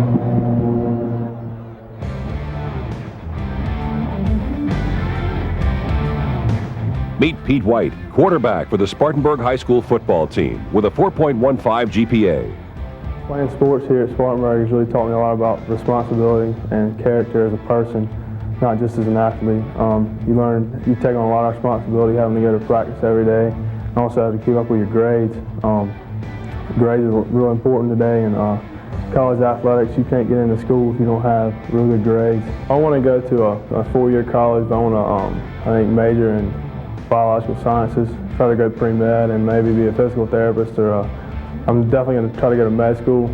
I think one of the things we find almost always our players make better grades while they're participating in a sport than when they're not. And I think it's because they learn to budget their time. They only have so many hours to study at night, and there's not much time to do anything else. So when they get off the practice field, it's important that they go home and find that time each night to study. So I think that's something that really has helped them. Pete White in ETV Spotlight. 17-10, Somerville leading Gaffney here in this championship game. Our Debbie Rader-Williams is on the sidelines. Take it away, Debbie. Thanks, Bob. There's some incredible talent on the field, not just the musicians, but the drum corps, the drum major. Everybody's doing a fantastic job. Now, we are the station that's bringing it to you, so if you want to see more like this, call 1-800-256-8535, or in Columbia, 256-0222. When you make a pledge of $30 or more, you become a member of the ETV Endowment. You get a year's subscription to the Scene magazine, so make sure that you don't miss any of the happenings that we bring you. We bring you all kinds of stuff from South Carolina, Letting It Grow, Brainwaves, State House Week. We're the station that's there to bring you local coverage of the events that our citizens are interested in. So now, let me ask you a very important question. Are you a member of the ETV Endowment? If yes, thank you very much. You helped to bring this broadcast here today. And if you're not a member, well, next time you see one of those cars with a bumper sticker on it, when you're both safely parked, get out and thank that person for bringing you this kind of broadcasting. Call us with a pledge of $60 right now, and we will say thank you with a cap that commemorates, I can't say that word, this high school football weekend. You can wear it next time you're out watching football, or just to remind you that this is a station that brings you quality educational programming. It's very easy to do. Call, you'll talk to one of our friendly volunteers from Ridgeview High School. Tell them that you want to use a charge card, write a check, or use automatic banking contribution and put the money to work immediately. You decide what the amount is. Tell us who you work for. Maybe it's a matching gift company, and that's all you need to do. You can sit back and relax knowing you've done your good deed for the season. Remember, we'd love to send you as a thank you gift that commemorative cap. That's yours when you pledge $60 or more. It's a nice black cap. If I could, I'd be wearing one right now because it's awfully sunny out here. That's okay. It's a beautiful day for football. It's a beautiful day for a membership drive. We want you to become a new member of the ETV endowment. So call us now, 1-800-256-8535 or 256-0222. Back to you, Bob. Thank you very much, Debbie. Yeah, halftime here, Somerville leading Gaffney. It's the 4A Division I Big 16, Fred Gonzalez, our analyst. Are these, just because they're the biggest schools, does that mean that they're the best schools in the state? Well, I know they probably play some of the toughest schedules. I mean, for Somerville, just to get here, they had to go through Region 2 4A teams, Spartanburg and Dorman. Gaffney, of course, had to go through Stratford and Sumter. But whether or not they're the best team, I think Marlborough County might have something to say about that. Of course, they finished their season 15-0 last night. And if Somerville does hold on and win, we'll have 2 undefeated teams. Why don't we play one final 4A champion game? I've always been one that said, let's put it on the line. Let's try it and see. You have one champ in all the other classifications. Why not in 4A? Let's get the 2 champs together. But I think for the time being, I don't think that's going to happen. I think some parties probably have a little bit more to say than I do. Very good, Fred. Thank you. Steve Stewart, what do you have for us? Well, a big part of this weekend of champions, Bob, a big part of this weekend of champions made possible by our friends at Southland Log Homes. And I have the president of Southland Log Homes based in nearby Irmo, but they serve not only the whole state of South Carolina, but the whole world, is Joey Taylor. And Joey, you got to be happy with what you're seeing. Oh, I tell you, this is South Carolina at its best. High school kids from all across the state here in our capital city, and the crowd this year is just phenomenal. And it's nice you were able to pipe in such incredible spring-like weather. Hey, I'll tell you, somebody's looking after us today. Last year it was frigid, and this year it's almost too hot. Maybe next year will be just right. Tell us why it was important to Southland Log Homes to be part of this weekend. We're headquartered in South Carolina. We've been here 20 years. Our company was built on South Carolina, and this is something that we can give back to the citizens of South Carolina for their support, and bring the small schools, the Class A and the Class 2A and the 3A, and give them the same experience that the big guys have had for the last couple of 3 years. On behalf of all high school football fans in our state, thank you very much. Thank you. We're glad to have ETV with us this year. That makes it even more special. All right, Joey Taylor joining us. Thank you, Steve Stewart. We appreciate that very much. We have some first half highlights to check out. To do that, let's go back up to the booth. Jim and Mark. Okay, Bob, thank you very much. Guys, 17-10 here at halftime, and the Somerville Green Wave have the lead. They've been in the lead the whole way in this game. In fact, the whole first quarter of this football game pretty much played in Gaffney territory, Mark, but then once Gaffney got the opportunity, they went ahead. We had the highlights, the Bowers field goal that opened it up, and there goes Spearman. Yeah, 1 of 2 for that young man who's had one heck of a first half. Great work for Spearman there, and then we're gonna see Byers respond as Gaffney gets on the board, piles through the end zone. And then guess who? It's Spearman again. Nice job. He's been doing a great job today, Jim. Absolutely. Both quarterbacks doing well. Then you've got Jonathan Duvall, who right before the end of the half kicks himself a field goal and gets the Indians within 10. There you see the difference in the game. As you might expect, the numbers rushing favoring Somerville, but look at the total yards in the football game. To be 3 yards apart after playing a half of football is staggering. They're 7 points and 3 yards apart, and only two different in first downs. One turnover in the game so far. Gaffney committed that turnover, but they're playing pretty much heads up even football. Somerville, though, with the advantage right now, but only by 1 score, and Coach McKissick not entirely comfortable with how his team has done, although they are dominating the possession. Look at that. Yeah, over 5 minutes difference there. I think the one thing that probably has to have him the most disturbed, he mentioned that to Steve Stewart as they went in at halftime. That's the number of penalties that his Green Wave accumulated in the first half of this game.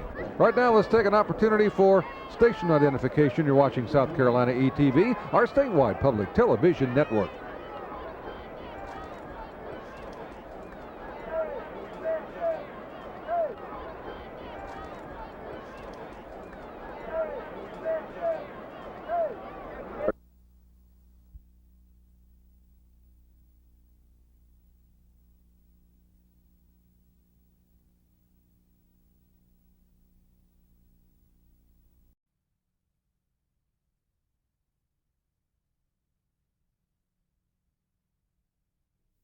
And Joe Montgomery checking the wind, which has picked up a little bit now as it blows. It looks a little bit out of the south, from the south to the north here.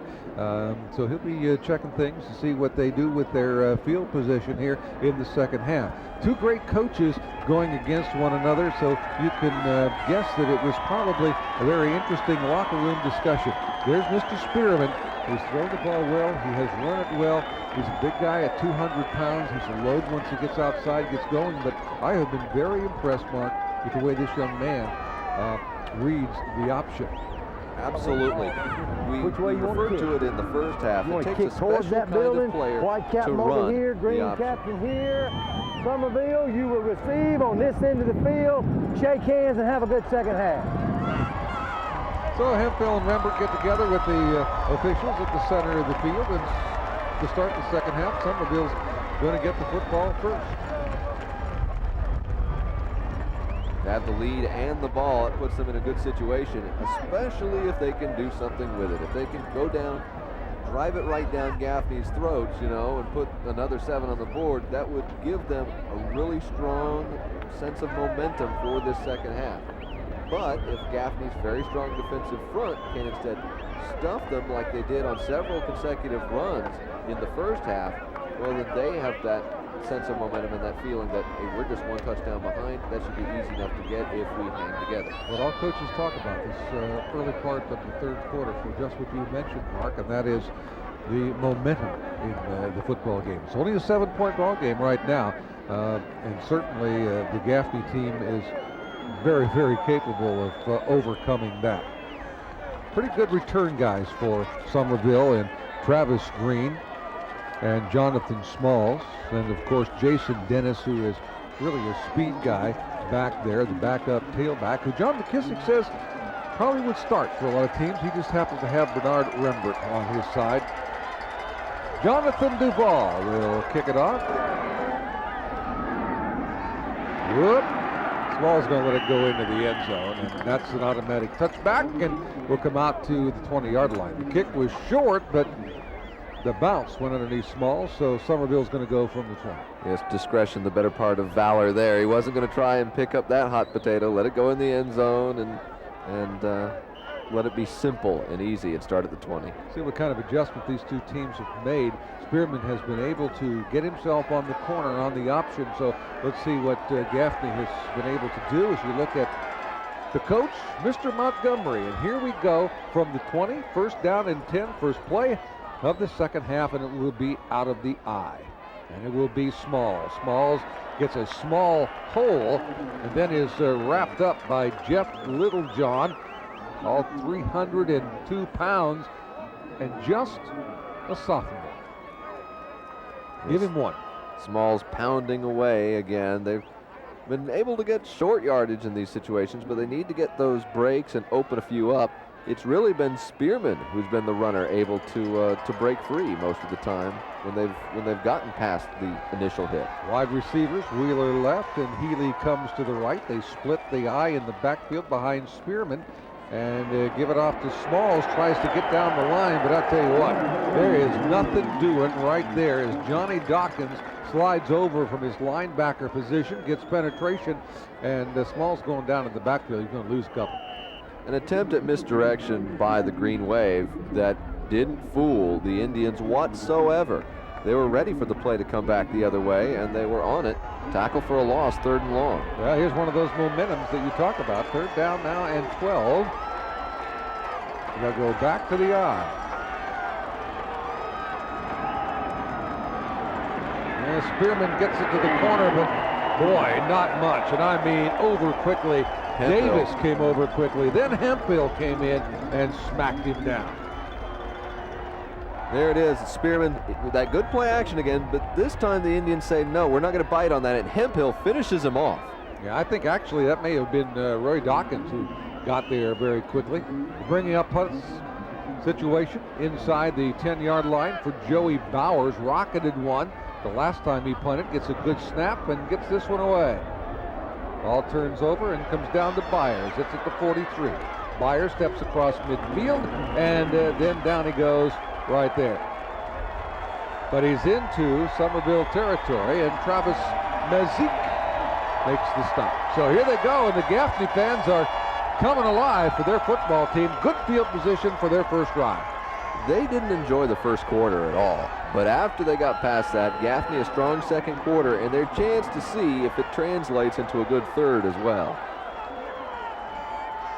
Bradshaw Littlejohn, the quarterback, number 7. Fakes Byers. Little flip out in the flat goes to Peeler, and Peeler's going to have about 8 before he goes down in the hands of Stevie Ackerman, the free safety. Boy, didn't Peeler have a lot of room out there. Ackerman closed it down in a hurry, and it's a good thing because Peeler has some speed. He has 14 receptions coming into this ball game and 7 touchdowns, does the junior wide receiver. So call it 2nd down and 2 from the 41-yard line and give it right up the middle to the fullback, Gertner. Mezik, the linebacker, there for the stop, but it's enough for the first down. I'll be honest, I lost track of how many tackles Mezik has today, but his name is getting called a lot with good reason. He is on it all the time. Here's a look at Gaffney's Roger Logan on the sidelines. Out of the eye. Peeler. Whap. Peeler stopped in his tracks by Quinn Tolbert, the linebacker, but he'll get pretty good positive yardage out of that. Maybe 7, maybe 8. Let's take a look. Just a quick flip into the flat.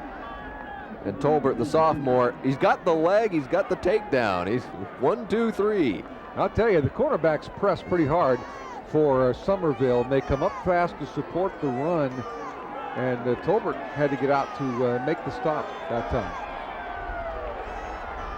Littlejohn, 8 of 16, 95 yards today passing. Oh, he steps out of some big-time trouble there. And at the 30, he's going down on really a sure tackle that time by Green, who comes up from the cornerback spot. Talk about those cornerbacks pressing, and that helped that time. But Bradshaw Littlejohn got himself out of a wave. Watch this. He does some good work to step through some defenders. Absolutely. He comes back. He's got a little happy feet because he knows the pressure is going to be on him again. Steps up through it well and gets stuck. He can't get much further than that. Here's big 3rd down and 2 from the 30-yard line. Littlejohn gets to play from the sideline now and calls the quarterback draw. He's got the first down and more. And breaks free across the 15. Down to about the 10-yard line. Joe Washington, the cornerback, holding on to number 7, Bradshaw Littlejohn. The fans let loose a roar. They loved this. They saw him break through, and Littlejohn working it down the field. And he comes up from this, and he asks for the ovation from the fans. First down, they can still get first down. It's at the 11, so they need to get it to the 1. Right straight up the middle. They go with this one as Byers takes the carry, and he gets down close to the 5-yard line where J.C. Westbrook is on the stop for the Green Wave. But Bradshaw Littlejohn at 6'3", 230, a former tight end, playing only his 5th game at quarterback. Timeout, Somerville. This is another good-looking drive for Gaffney Indians, but they got the field position here in the second half after they held Somerville, and this could be that big momentum switch, Mark, of which you talked. That's right, but in order to get that, they need the touchdown. I think settling for a field goal now, while nice and putting some points on the board, does not really give them the proper icing on the cake, if you will, what they really wanted out of this drive. They've got a little more than 5 yards to go, and if they keep at the pace they've been going, I certainly think they can punch it in, but that is a very tough defense that McKissick has got on the other side.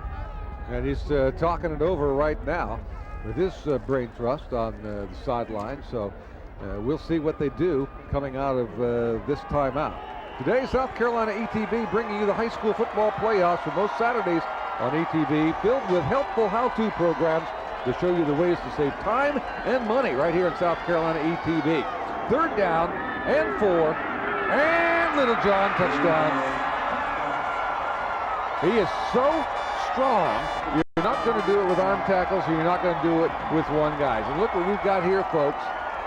An extra point away from a brand new football game.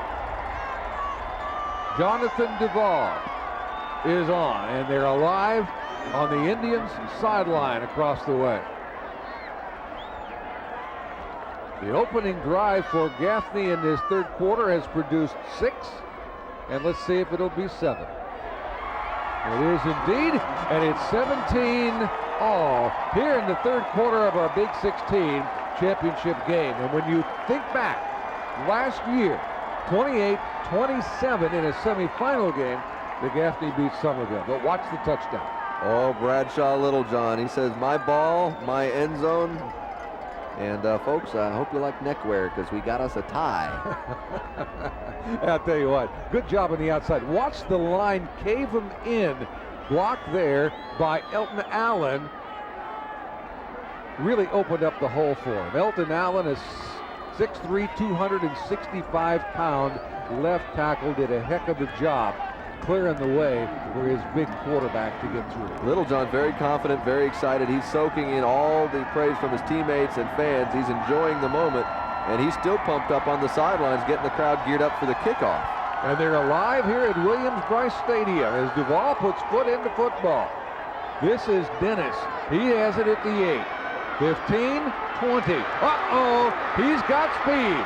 Dennis across the 40 to the 45-yard line, almost broke it, and Jonathan Duvall, the kicker, had to bring him down. Number 25, Jason Dennis. Jim, we talked about momentum, but one thing that's a part of that is also response. If someone does something to you, you have to answer it, and so the touchdown is followed by this kickoff return, and look at the blocking and look at the moves. Zip, he's right through it. Jason Dennis with the return. 1st and 10, 44 for Spearman in the green wave. Fake it small, Spearman on the corner.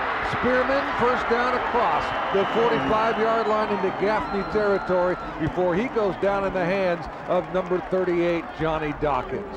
Spearman continues to be able to make yardage on the corner. Robert Spearman coming right at you. Look at him blow off the first would-be tackler. No, and finally some contact there. First down, Somerville. Can they return the punch? Here's the counter right now. Out of the I formation. Split receivers on both sides. And West comes in motion. Rembert, nothing. Nothing. Because Nick Bonner, the Shrine Bowler from the defensive end, in to make the stop. Watch Bonner. Kaboom. But I tell you what, Jeff Littlejohn had a lot to do with blowing that play up too, the left tackle. There's some big bodies throwing around in there. Strong lines on both sides of the ball. Loss of 1. Credit Bonner with the takedown in the backfield, and here we go. Smalls, quick hitter. Smalls, open. Smalls, 20. Smalls, 10. Smalls, touchdown. And there's the counter punch. Absolutely. Just when Gaffney said, here we are, live with it, Somerville says, okay. Oh, is this exciting or what? These fans are absolutely berserk.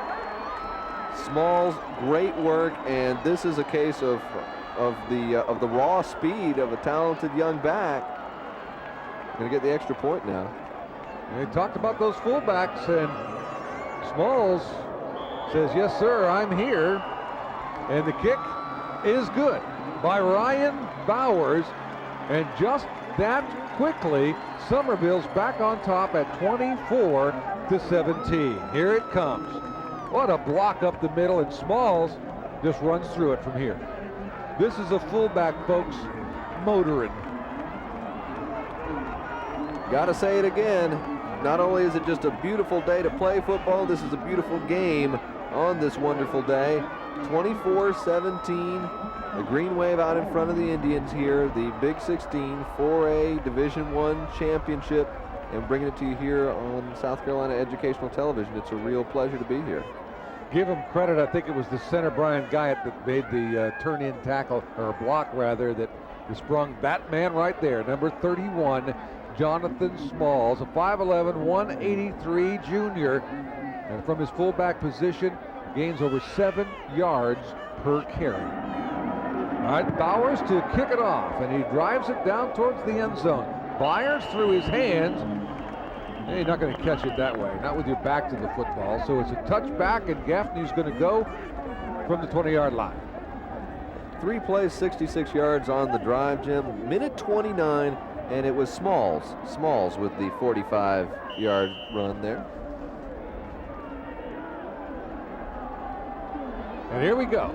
First down and 10 from the 20-yard line.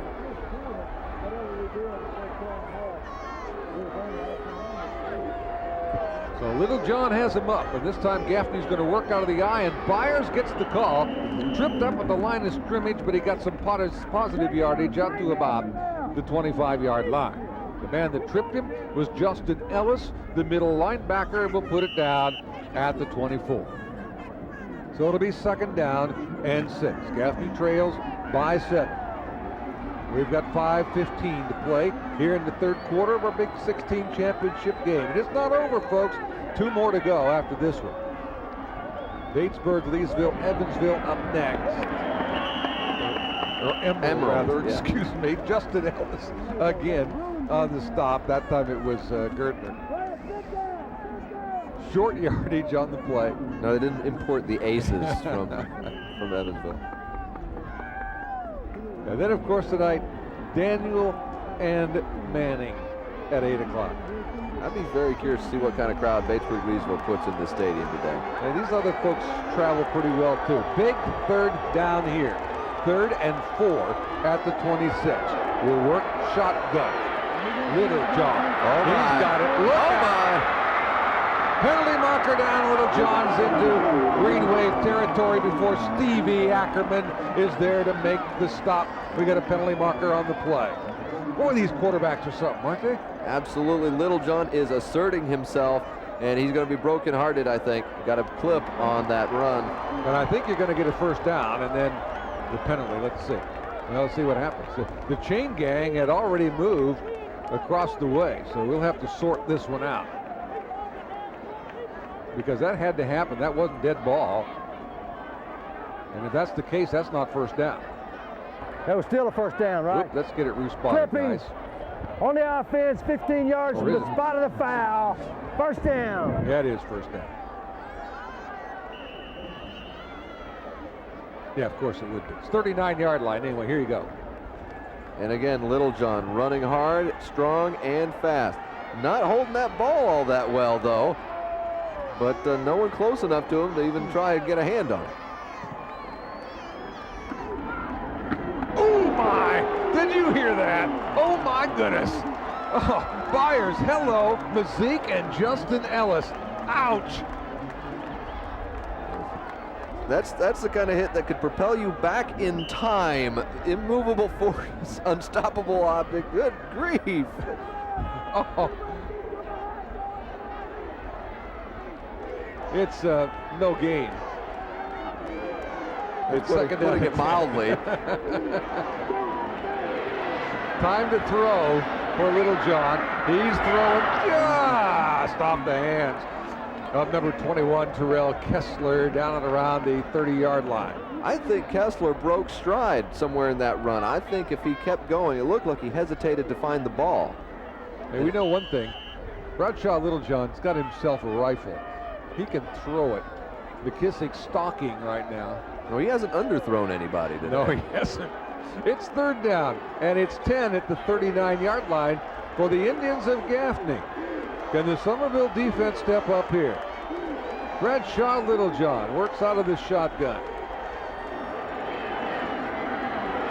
It's drawn. It's nothing there, folks. Whoa. Efren Riley, number 46, was the first man, and then some more green help arrived, but it's going to be 4th down for the Indians. Big defensive 4 downs that time. Whoop. Mr. Riley says, Yeah. He's 230. Not fooled by a little delay draw there. He called all the way Little John's number again. This time, none of that magic. Jonathan Duvall stands at the 23. He'll let it go at about 28. Oop, just got it away, and it's end over end, out of bounds. No, not yet. They're going to let it roll. It does go out of bounds at about the 26-yard line. I thought it might have hit down at about the 35, but apparently stayed off of that white chalk mark over there. So it'll be at the 26. He probably got more out of that than he really deserved. Wasn't a very good punt, and there was a lot of pressure right up the middle on Jonathan Duvall. A near miss there. The leaping block attempt by Green, number 5, for Somerville. So close, and yet so far they'll start at their own 26. With 2:38 to play here in the third quarter, and Somerville leading by a touchdown. Out of the I formation, Small, and then Rembert dots the I. Oh, Spearman keeps it after the fake to Small and followed him right through the hole before he was finally brought down by Roy Dawkins, number 26. I want to say it one more time because I think it's worth repeating. Spearman's play action is class stuff. He's got that down. He really puts the ball in the belly of the running back and pulls it back. That could serve him well in the future. And he got himself 10 and a couple of inches, and that means a green wave, first down. Wide receivers to the left out of the I formation, and now they put West in motion toward the formation. Give it to Smalls, dives straight ahead, gets out of a tackle by Davis and comes across the 40-yard line, but Davis was the one that got the arms on him to get him down. Forward lead by Jonathan Smalls. And that play succeeded in part because of the previous one. That time he actually did give it to Smalls, and a handful of defenders for Gaffney were peeling off to follow Spearman. Give Smalls 5, make it green wave, second down and 5. They're at the 41-yard line. West the motion man. Spearman tries to get corner, but not this time. Kano Dukes there to make the stop. Steve Stewart, what do you have for us? Somerville fan section, the students are pretty happy. What's your name? Yes, it's a great game. What's your name? Brent. What's your name? Morgan. Who's going to win? Summerville! Yeah! There's a consensus over here. What's your name? Great game. All right, yeah. It's loud down there. It's third down and 5. Steve, you're a brave man. Spearman under center. They're going to find an open man. I tell you what, Mr. West has it for a first down. Rodney West, 200-pound junior tight end, finally stopped by junior Burris. This is a touch pass here. Just lays it in there, easily catchable, and West not going to blow an opportunity like that. Robert Spearman has been so impressive. The legacy of Spearman's at Somerville lives on. Will it live on at the Citadel? Yeah. I guess that's yet to be determined. First down and 10 from the 44, Gaffney territory. Here's Spearman. Cuts inside, runs into Travis Hemphill. Hemphill brings him down, but Spearman's got this drive going, and we're coming down close to the end of the third quarter of play. In fact, that may very well be the last play of the quarter as Spearman got himself about 6. And Somerville's time of possession keeps racking up. They had an advantage before. It's just eating clock. And folks, that's it. That's the end of the third quarter in just a great championship game here in the Division I 4A, called the Big 16. Somerville Green Wave trying to get John McKissick his 10th state championship, his 459th career victory, as if he really needs any more. 24-17, they lead after 3. Ready to go here in the fourth quarter now. The final 12 minutes coming up. Debbie, thank you very much. We hope the people jump all over that. It's going to be second down and 4 now from the 38-yard line. That's the way we start the final 12 minutes here at Williams-Brice Stadium, as the Shadows now have taken over the whole field. Here's Rembert, hadn't carried it for a while, but he's going to have the first down. He got about 7 on the play before Kevin Harris from the linebacker position comes up and makes the hit on him. But Rembert hasn't carried it much. Actually, it's been Smalls and it's been Spearman doing the load of the work. But Spearman is, or rather, Rembert has been their man all year long. Yeah, Spearman has kept it a lot. Smalls has gotten his share. Rembert being used selectively. Passing yards, you see Somerville not going to the air a lot, keeping it on the ground here. but I think Harris, more than making a hit, received one. He received Rambert right into his chest. Rambert put his shoulders down. Boom! Spearman fought that off and maybe made a positive yard that time. He faked the Smalls. Smalls got planted that time, but Spearman was able to stay alive because it was Nick Bonner trying to blow that play up. Smalls went down, Spearman didn't, and give him 2.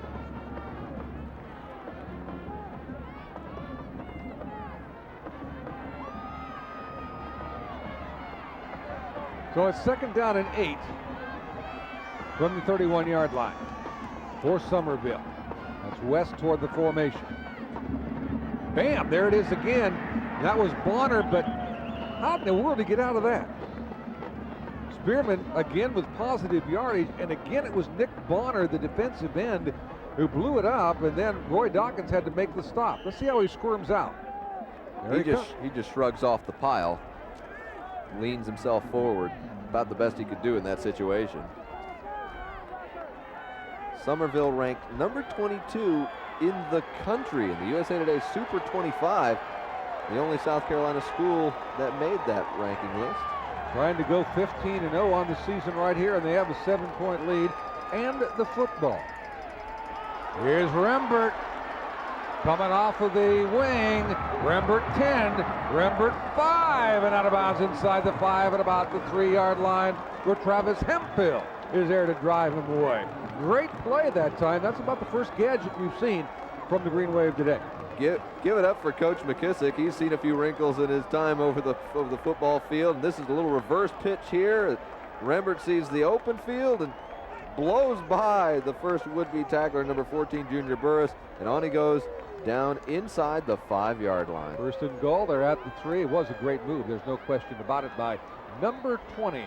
Bernard Rembert, who came in with over 1,600 yards rushing this year out of the stack I formation. This is Jason Dennis, who dotted the I that time, and he came maybe a yard before Travis Hemphill brings him down.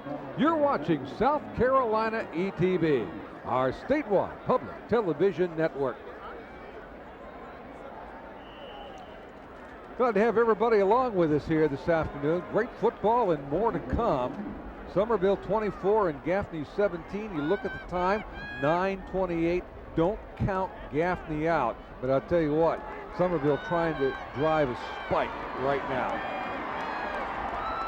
Second goal, just outside the 2-yard line. Out of the wishbone this time. First man, Smalls, nothing doing. I'll tell you what, Davis was there for one. I think the linebacker was the first man to get here, but he had help from his buddies, Anthony Littlejohn, number 82, and exhorting his defense. Joe Montgomery now wants some help from them, I'll tell you that. No gain on that play. 3rd down and 2. The lead for Somerville is 7.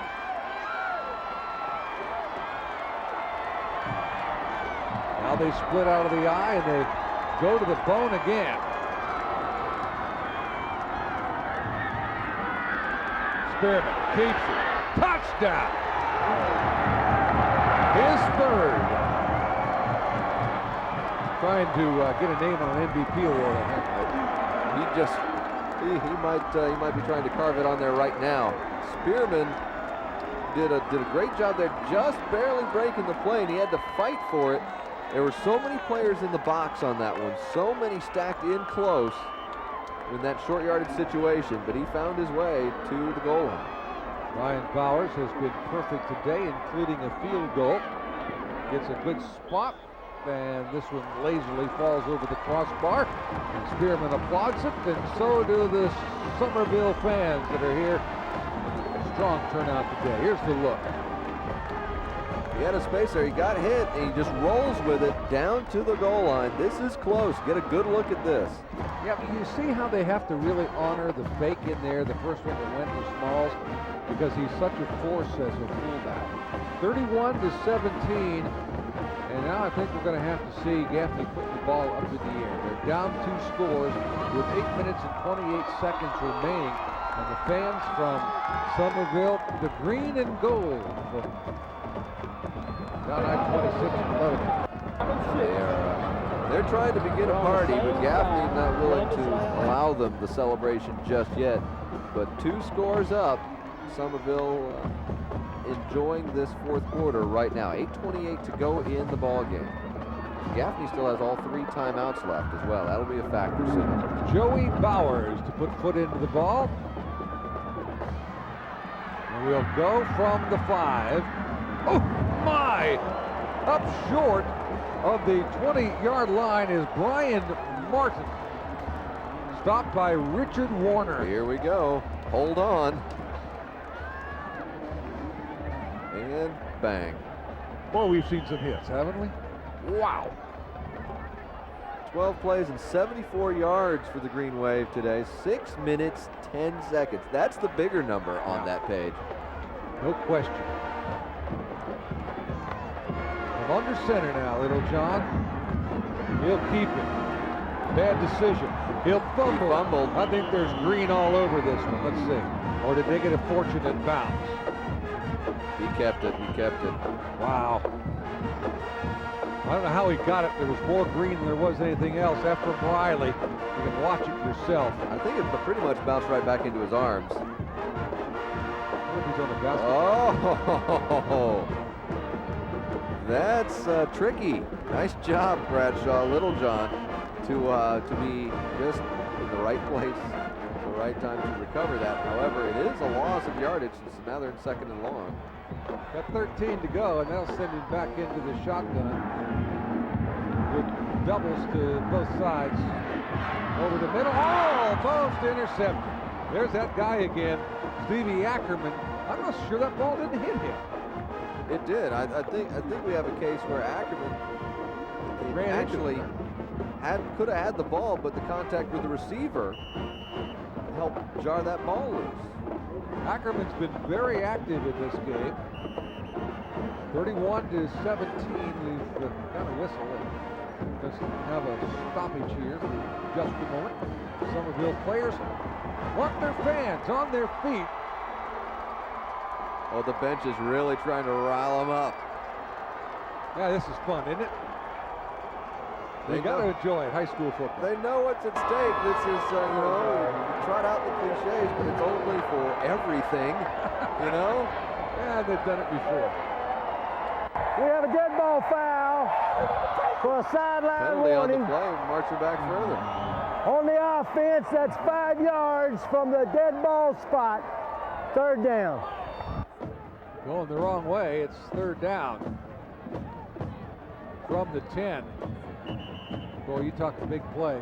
That's a sideline warning, we're told. Looked to me like Somerville was the much more active sideline. I don't know what they were Gaffney must saying. have encroached on the front of the field. I'm not sure.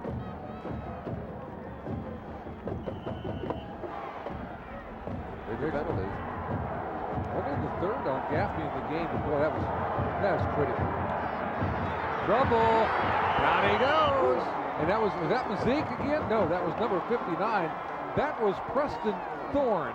And here's a highly sought after young man, Preston Thorne. This is his first year as you watch him come in playing at Somerville. Number 59, Mark, moved with his family. His dad was a New York City policeman, wanted his son to have a better quality of life, brought him to South Carolina to play football for John McKissick. He has stepped in as a junior and has played very well. Littlejohn had nowhere to go.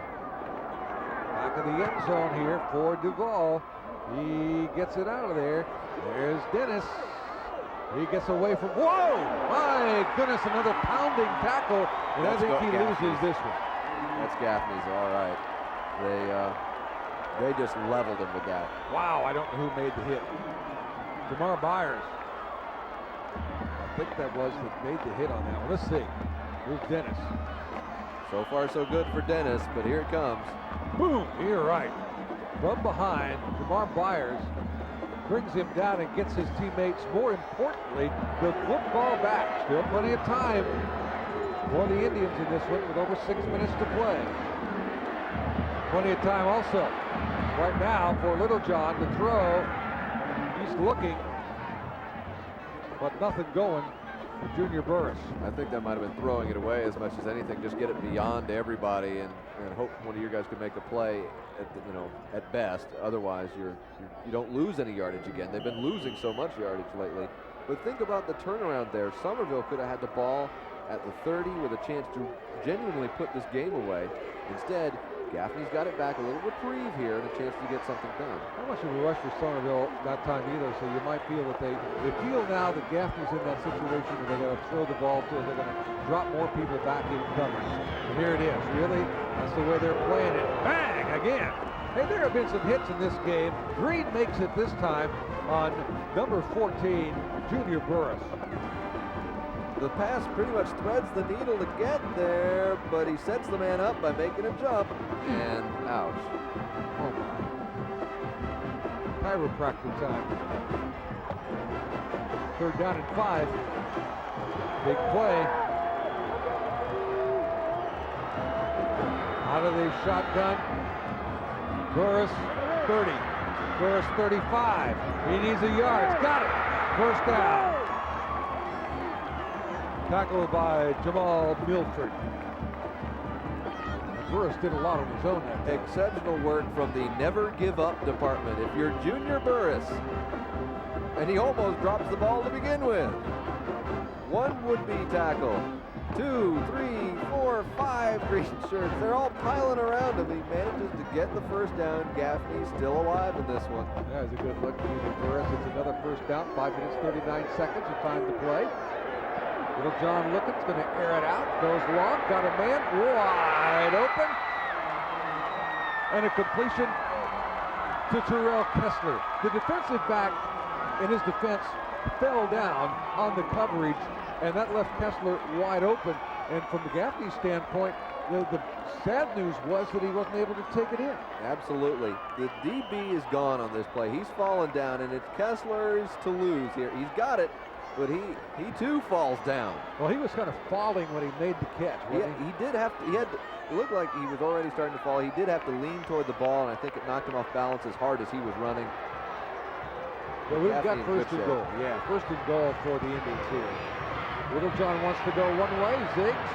Zags, but can't get out of trouble. And number 58, Martin Ballard, from his defensive end, stayed home and was able to make the play. And we're going to get a Gaffney timeout as the clock has ticked under 5 minutes with 4:59 to go, and Joe Montgomery can have a word with his team. It's going to be 2nd and goal when they get back, and Montgomery wants to make sure everybody's on the same page. A touchdown here is a must if you're Gaffney. If they let this opportunity slide by, then they're handing it to Somerville. This is where they really need to assert themselves. There's a look at your timeouts. Somerville and Gaffney each with 2. And this Gaffney team has been quite resilient. All right, folks, you're watching South Carolina ETV, your statewide public television network. This is the time of the year for the ETV Endowment's annual fundraising event, December Fest. So if you're enjoying these games today, please call and pledge your support. There are the numbers, 1-800-256-8535, 256-0222. Tell you what I'm going to do, Mark. I'm going to pledge right now, myself, personally, I'm going to pledge $50. And I'm going to ask everybody to call and pass it. I'll do it. I'll pledge 50. I want to do this. Absolutely. This is something that ETV is just starting out here. It's something that I think would be excellent to see statewide year after year. All right, here we go. It is 2nd down, and it's goal. Ball just inside the 10-yard line for the Gaffney Indians. They send Gardner in motion. Go to the end zone. They're going to have a penalty right there. Little face guarding right there on number 23, Jamal Milford. Not allowing his man, Junior Burris, to get into the end zone. He held him up down at about the 4-yard line, and the penalty flag went down. That's right. Let's watch it.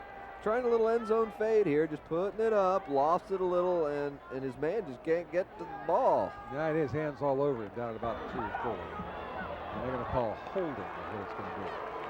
Automatic 1st down, so they'll get a half the distance to the goal and another set of cracks at the end zone. On the defense, that's half the distance to the goal from the previous spot. Repeat 2nd down. 4:54 in this football game. It is 2nd goal. put the ball just ball length across the 5-yard line. Here we go. First man through, and boy, he had a good run off the ball, didn't he? Wow! I'll tell you what, Keon Gardner really got a great jump start that time. He was off on the snap. Almost got the line of scrimmage before Little John could get him the ball. Great job by Gardner. And they're going to try to pull within 7 with the extra point. Jonathan Duvall, 31 to 23.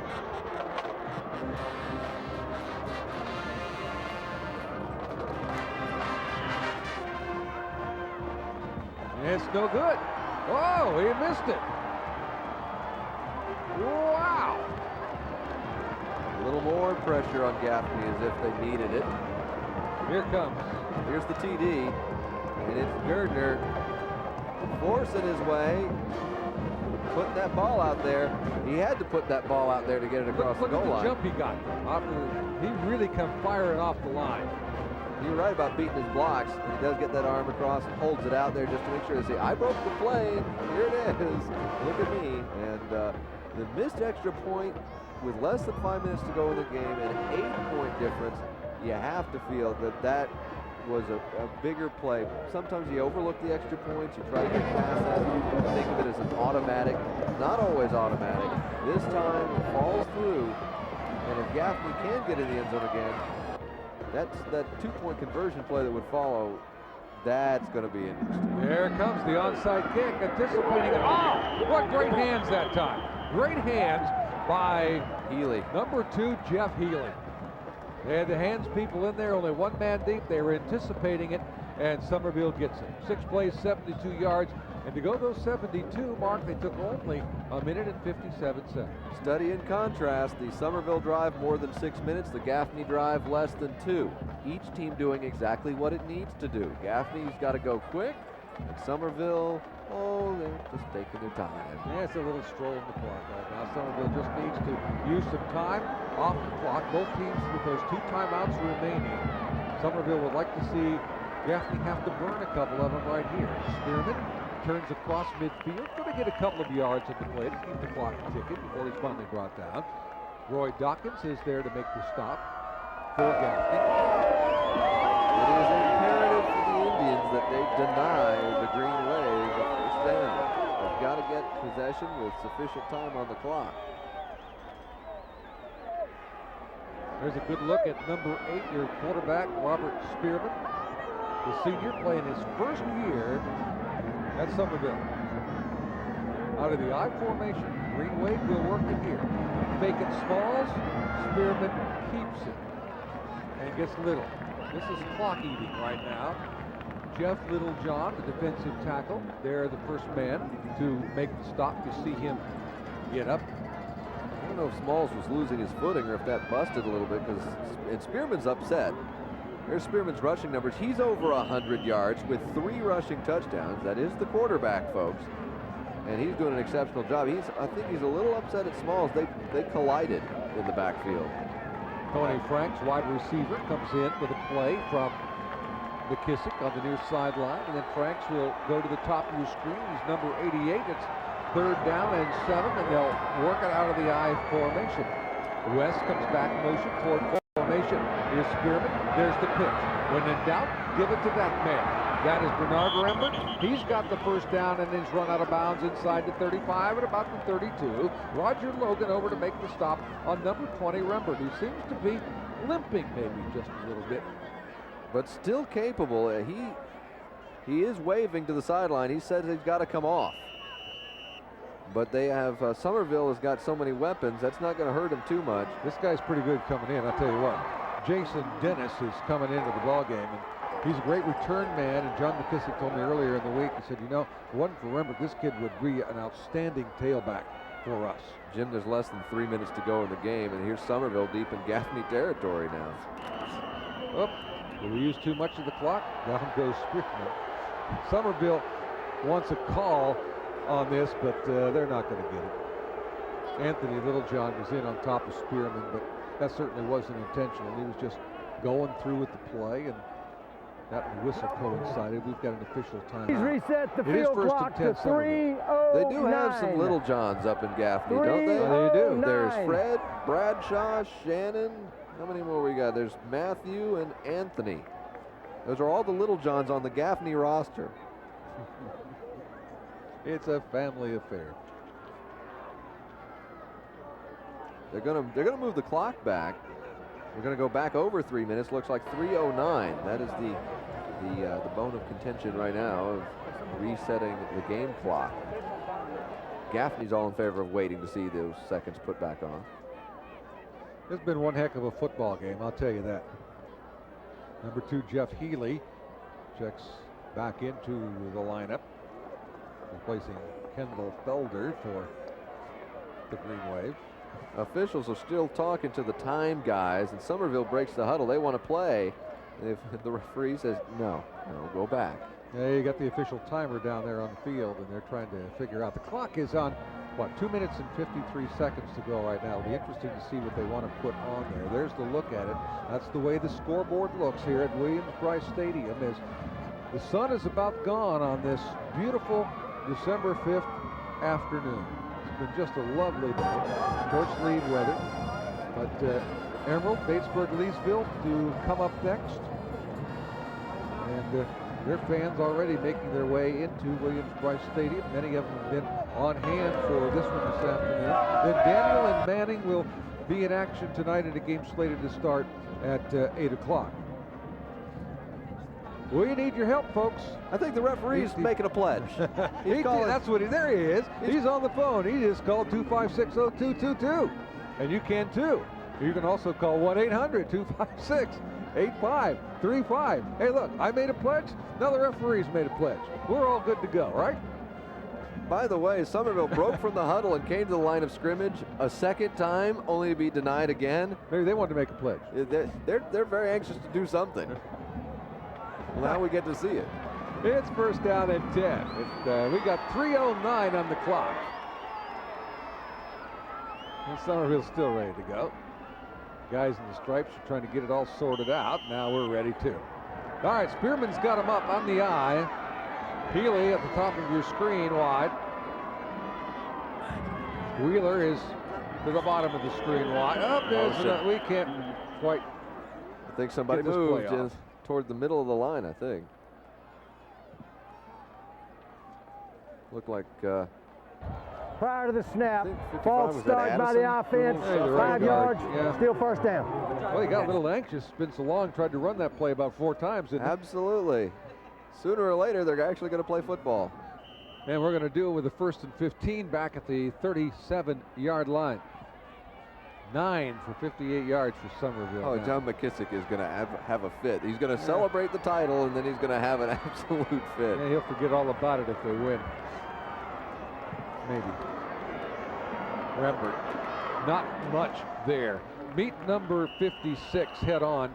Kano Dukes was the first man from his defensive end position. 6'1", 230, and a senior. Gaffney timeout.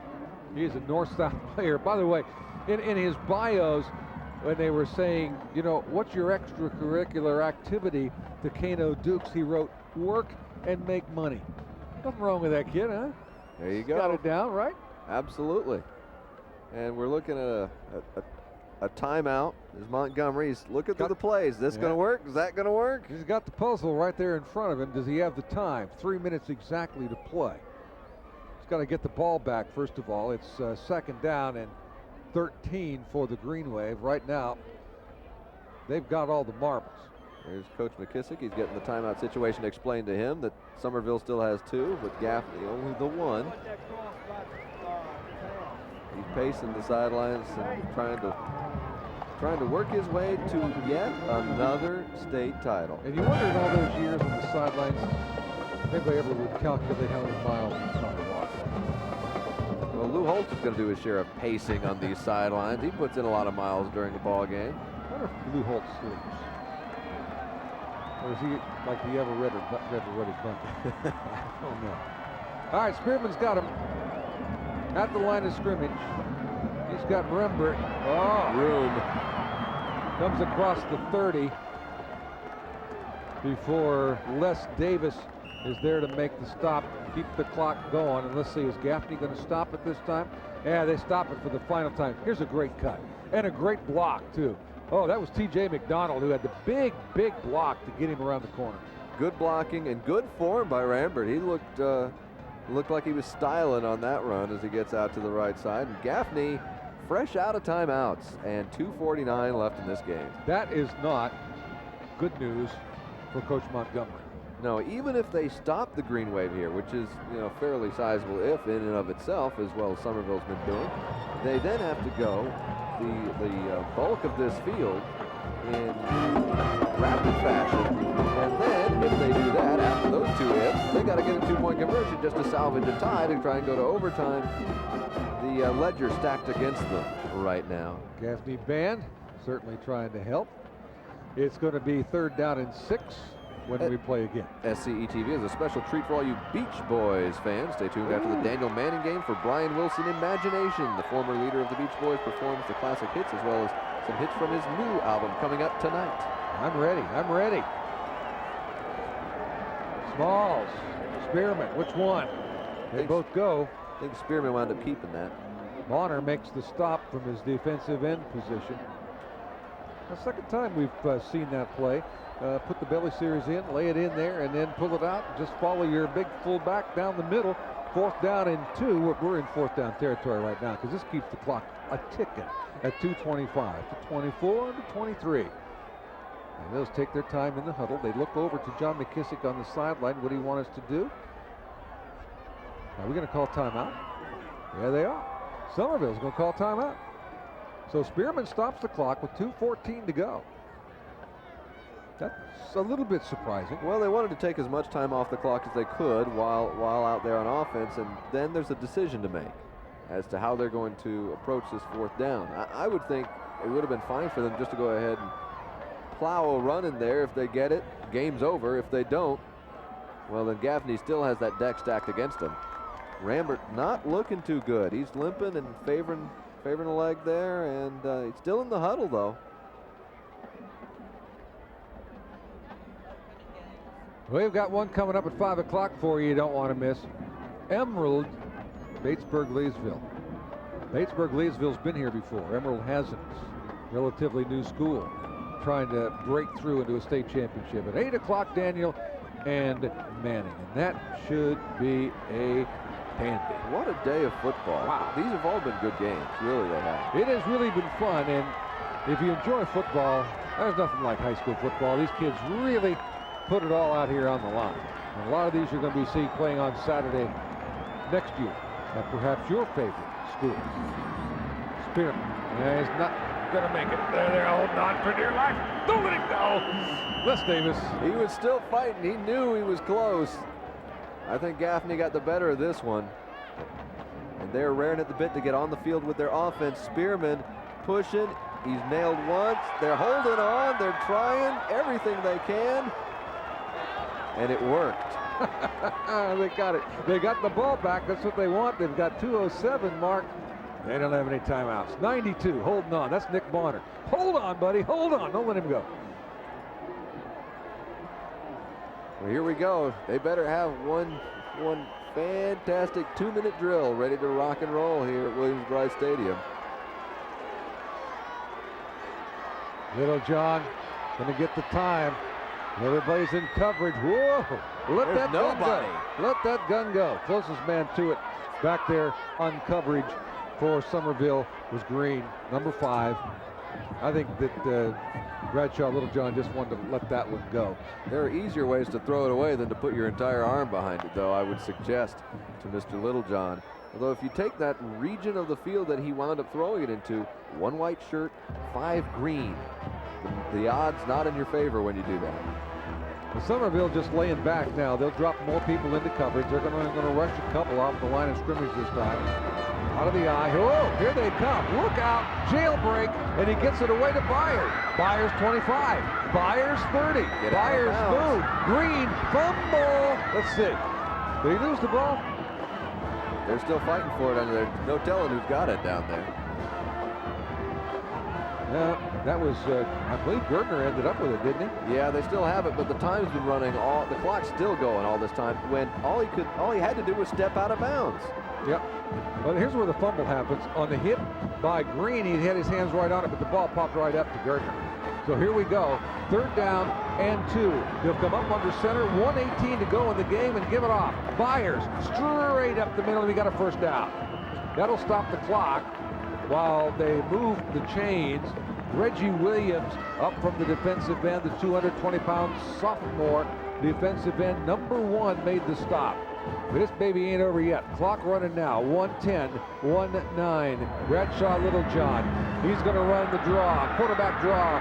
He wants to get out of bounds. Can he? Yes, he can. That is pure T strength as he carried Joe Washington for a ride right over to the Gaffney bench. They're saying the forward progress stopped before he got to the sideline. The clock is still running. They're protesting while the clock is running. They can't do that. They've got to get on the field. They can't call timeout. They don't have any. And I think the coaching staff and everybody assumed that he was out of bounds, and they called it forward motion stopped. My goodness.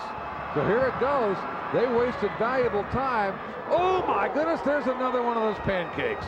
Travis Mazik again. And no gain, and the clock still runs. They're killing themselves out there. 20 seconds to play. They don't have many opportunities left to load this gun. Now way back in coverage, drops Green. Pressure on.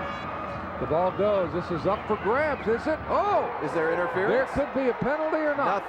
Nothing called. He is, oh my goodness. Is that Kessler? He is furious. Well, I'll tell you, that was close. That was close. About all you can say for that is it stopped the clock now. They'll have one more try. Throw it up and see what happens. Somerville they're celebrating. There is one play left. I don't know. I don't celebrate too soon in this one. And Gaffney, so much time running off the clock in the last minute.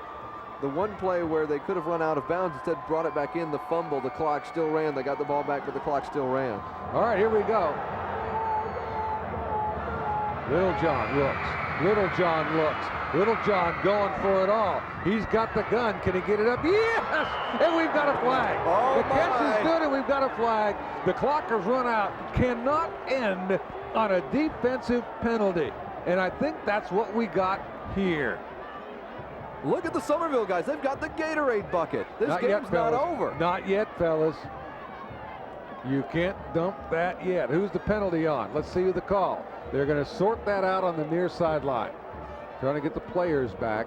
Folks, the clock has zeros across. This is for the game. Now there's the interference call. Quinn Tolbert, perhaps. He was back on coverage. Here it comes. Let's see. Can he unload it or what? And that's a spiral all the way. He throws that 60. Yeah. Ooh. I thought another look at the feet. I thought the other one was closer. I don't. Well, I'm not sure. Now let me ask you this: if they take the catch, is it the case of where if they take the catch, the game is over? They have to take the penalty and go back, don't they? Deny the play and take the penalty, so they lose all the yardage, but they get another shot. They get another shot, yeah. And I tell you what, with the arm that Mr. Littlejohn has, nothing's a given. So I would suggest to the guys on the near sideline in the green, hold the water bucket. Put 11 guys on the goal line. That penalty is accepted. Therefore, we have an untimed down. We also have 15 yards from the previous spot. 1st down. So they assess the penalty, and they get one more untimed down. Last play of the game. Now, is Somerville going to call timeout? Yeah. I think that's the case. So powwow time. Yeah. Here's how we're going to do this, guys. And Joe Montgomery's going to do the same thing with his offense. Wow. I'll tell you what. 2 just incredible plays in the last 10 seconds of this football game. One that was very close that just preceded the call we had. Certainly, you look at the chain of events in this drive. The one play out to the sideline we described before where the runner could have gone out of bounds but didn't. The ball was knocked out Gaffney recovered, but the clock ran the whole time. Soon after that, Littlejohn struggling for the sideline, thinks he gets out of bounds. The referees keep the clock running. They say he didn't make it. The bench, Littlejohn and the coaches, everyone on the bench, screaming that the clock should have stopped while the clock continues to roll, and they're still waiting for that bucket. And then the interference play, and here comes the untimed down. Okay, there is no time. So this is it. The game either goes on into overtime or we end it on this very play right here. Couldn't be any more thrilling than this. Hope you've enjoyed this football game. Throw it Byers. Byers gets away one man. He won't get away from four. Down he goes. I think the man that made the stop was Reggie Williams, and there it is. There's the bucket. Now they can do the bucket. He can do it now, guys. And you can celebrate another state championship down in Somerville. What is that? Number 10 for John McKissick. Now, and number 12 for the school, and they're going crazy down there. And you got to feel for Joe Montgomery, because it couldn't have come down much closer than it did down the last minute. Now, I think he may have a beef on that Littlejohn out of bounds play. Yeah, he may. And I'll tell you what, the philosophy of Joe Montgomery is so good for sports, for high school football. Yeah, it's a state championship game, but it's about these kids. He won't get upset if they lose the football game, because his kids will come and they will give their best. And that they most certainly did here this afternoon at Williams-Brice Stadium. Yet, in a losing cause, 31-23. Gaffney kept waiting for the handshake here. Somerville was piling on each other and celebrating still. The Gaffney players mulling around the midfield, just waiting to go through their ritual, post-game ritual. One of the nice touches, of course, in high school football is this that you see right here. The sportsmanship of this great game. Let's see if we can get some words now from John McKissick, who has a play. It was a defensive struggle. Our guys played good. We gave up a couple of big plays, and of course, you got to hand Gaffney, give him credit, but that fumble was big there on our return there. Give them the ball back, and then they took it down and scored. Were you surprised on the final play the quarterback throws short and gambles when he should have maybe went to the end zone with it? Well, I guess he thought that give it to number 5, and he's a real good running back. But I would have gone to the end zone, but that's just football. Coach, this one finished good in 2 years. Oh yeah, all of the season. Yeah, John McKissick, a champion again, and now the players and the fans will be celebrating a 31-23 victory here, a Big 16 state championship for the Green Wave of Somerville. Victory 459 of the legendary career of Mr. John McKissick, who has won more than anybody else in this country in football. An outstanding football game, and the third of the champions in this weekend of champions is crowned Friday night. Marlboro County with their victory, and the other side of 4A, and then earlier today, Louisville with their victory, and they're still pumped up and excited. The helmets aloft. Somerville, it's a big party at Williams-Brice. And will be a big party all the way back down I-26 tonight, I am sure. The guys in green looked like they were going to run away with it early in this one, Mark, and Gaffney. I'll tell you what, they just had no quit in them here today and made it just an outstanding football game that we hope you enjoyed. All right, Bob Shields, take it away, buddy. Hey, thanks so much, Jim. Great call. What a finish. We thought it looked like it was over, as you said. Gaffney just refused to quit. 3 state champions have been crowned. Marlboro County, Louisville, and now, of course, the Somerville Green Wave. Clearly the most exciting of the 3 that we've seen. And we ain't done yet. 2 more to go. But Fred Gonzalez, who covers high school football for the state newspaper, your analysis of this, what turned out to be a great football game. Classic game like we thought it would be. Third quarter, Gaffney shows they weren't going to quit, comes out, ties the ball game. I thought it was a brand new ball game. But again, they couldn't stop the fullback, Jonathan Smalls. They take the 7-point lead, and then they couldn't find an answer to Spearman running that option game. And once that happened, it looked like it was Somerville's to, just, like you said, roll away, but somehow Gaffney found a way. Credit them for finding a way, even on the last play, to have a chance to tie. But amazing. John McKissick, 5 decades, he's had at least 1 state championship, 10th overall, over 450-some wins. Somerville ranked 22nd in the nation. I think they proved tonight why. How about Gaffney there on that last possession, that last-ditch effort to get there? A great effort. Anything that you might have done differently? Well, of course, they thought that they had the out of bounds. They thought they had him out of bounds, but you know, maybe it's a controversial call or not. We'll have to see what Coach Montgomery says about it. But you know, I think at last minute there, they did everything they possibly could. Got some help with the defensive penalty, but you know, I think hats off to Somerville. They found a way to pull it out. Yeah, congratulations, Coach John McKissick and the Somerville Green Wave. You're watching South Carolina ETV, our statewide public television network.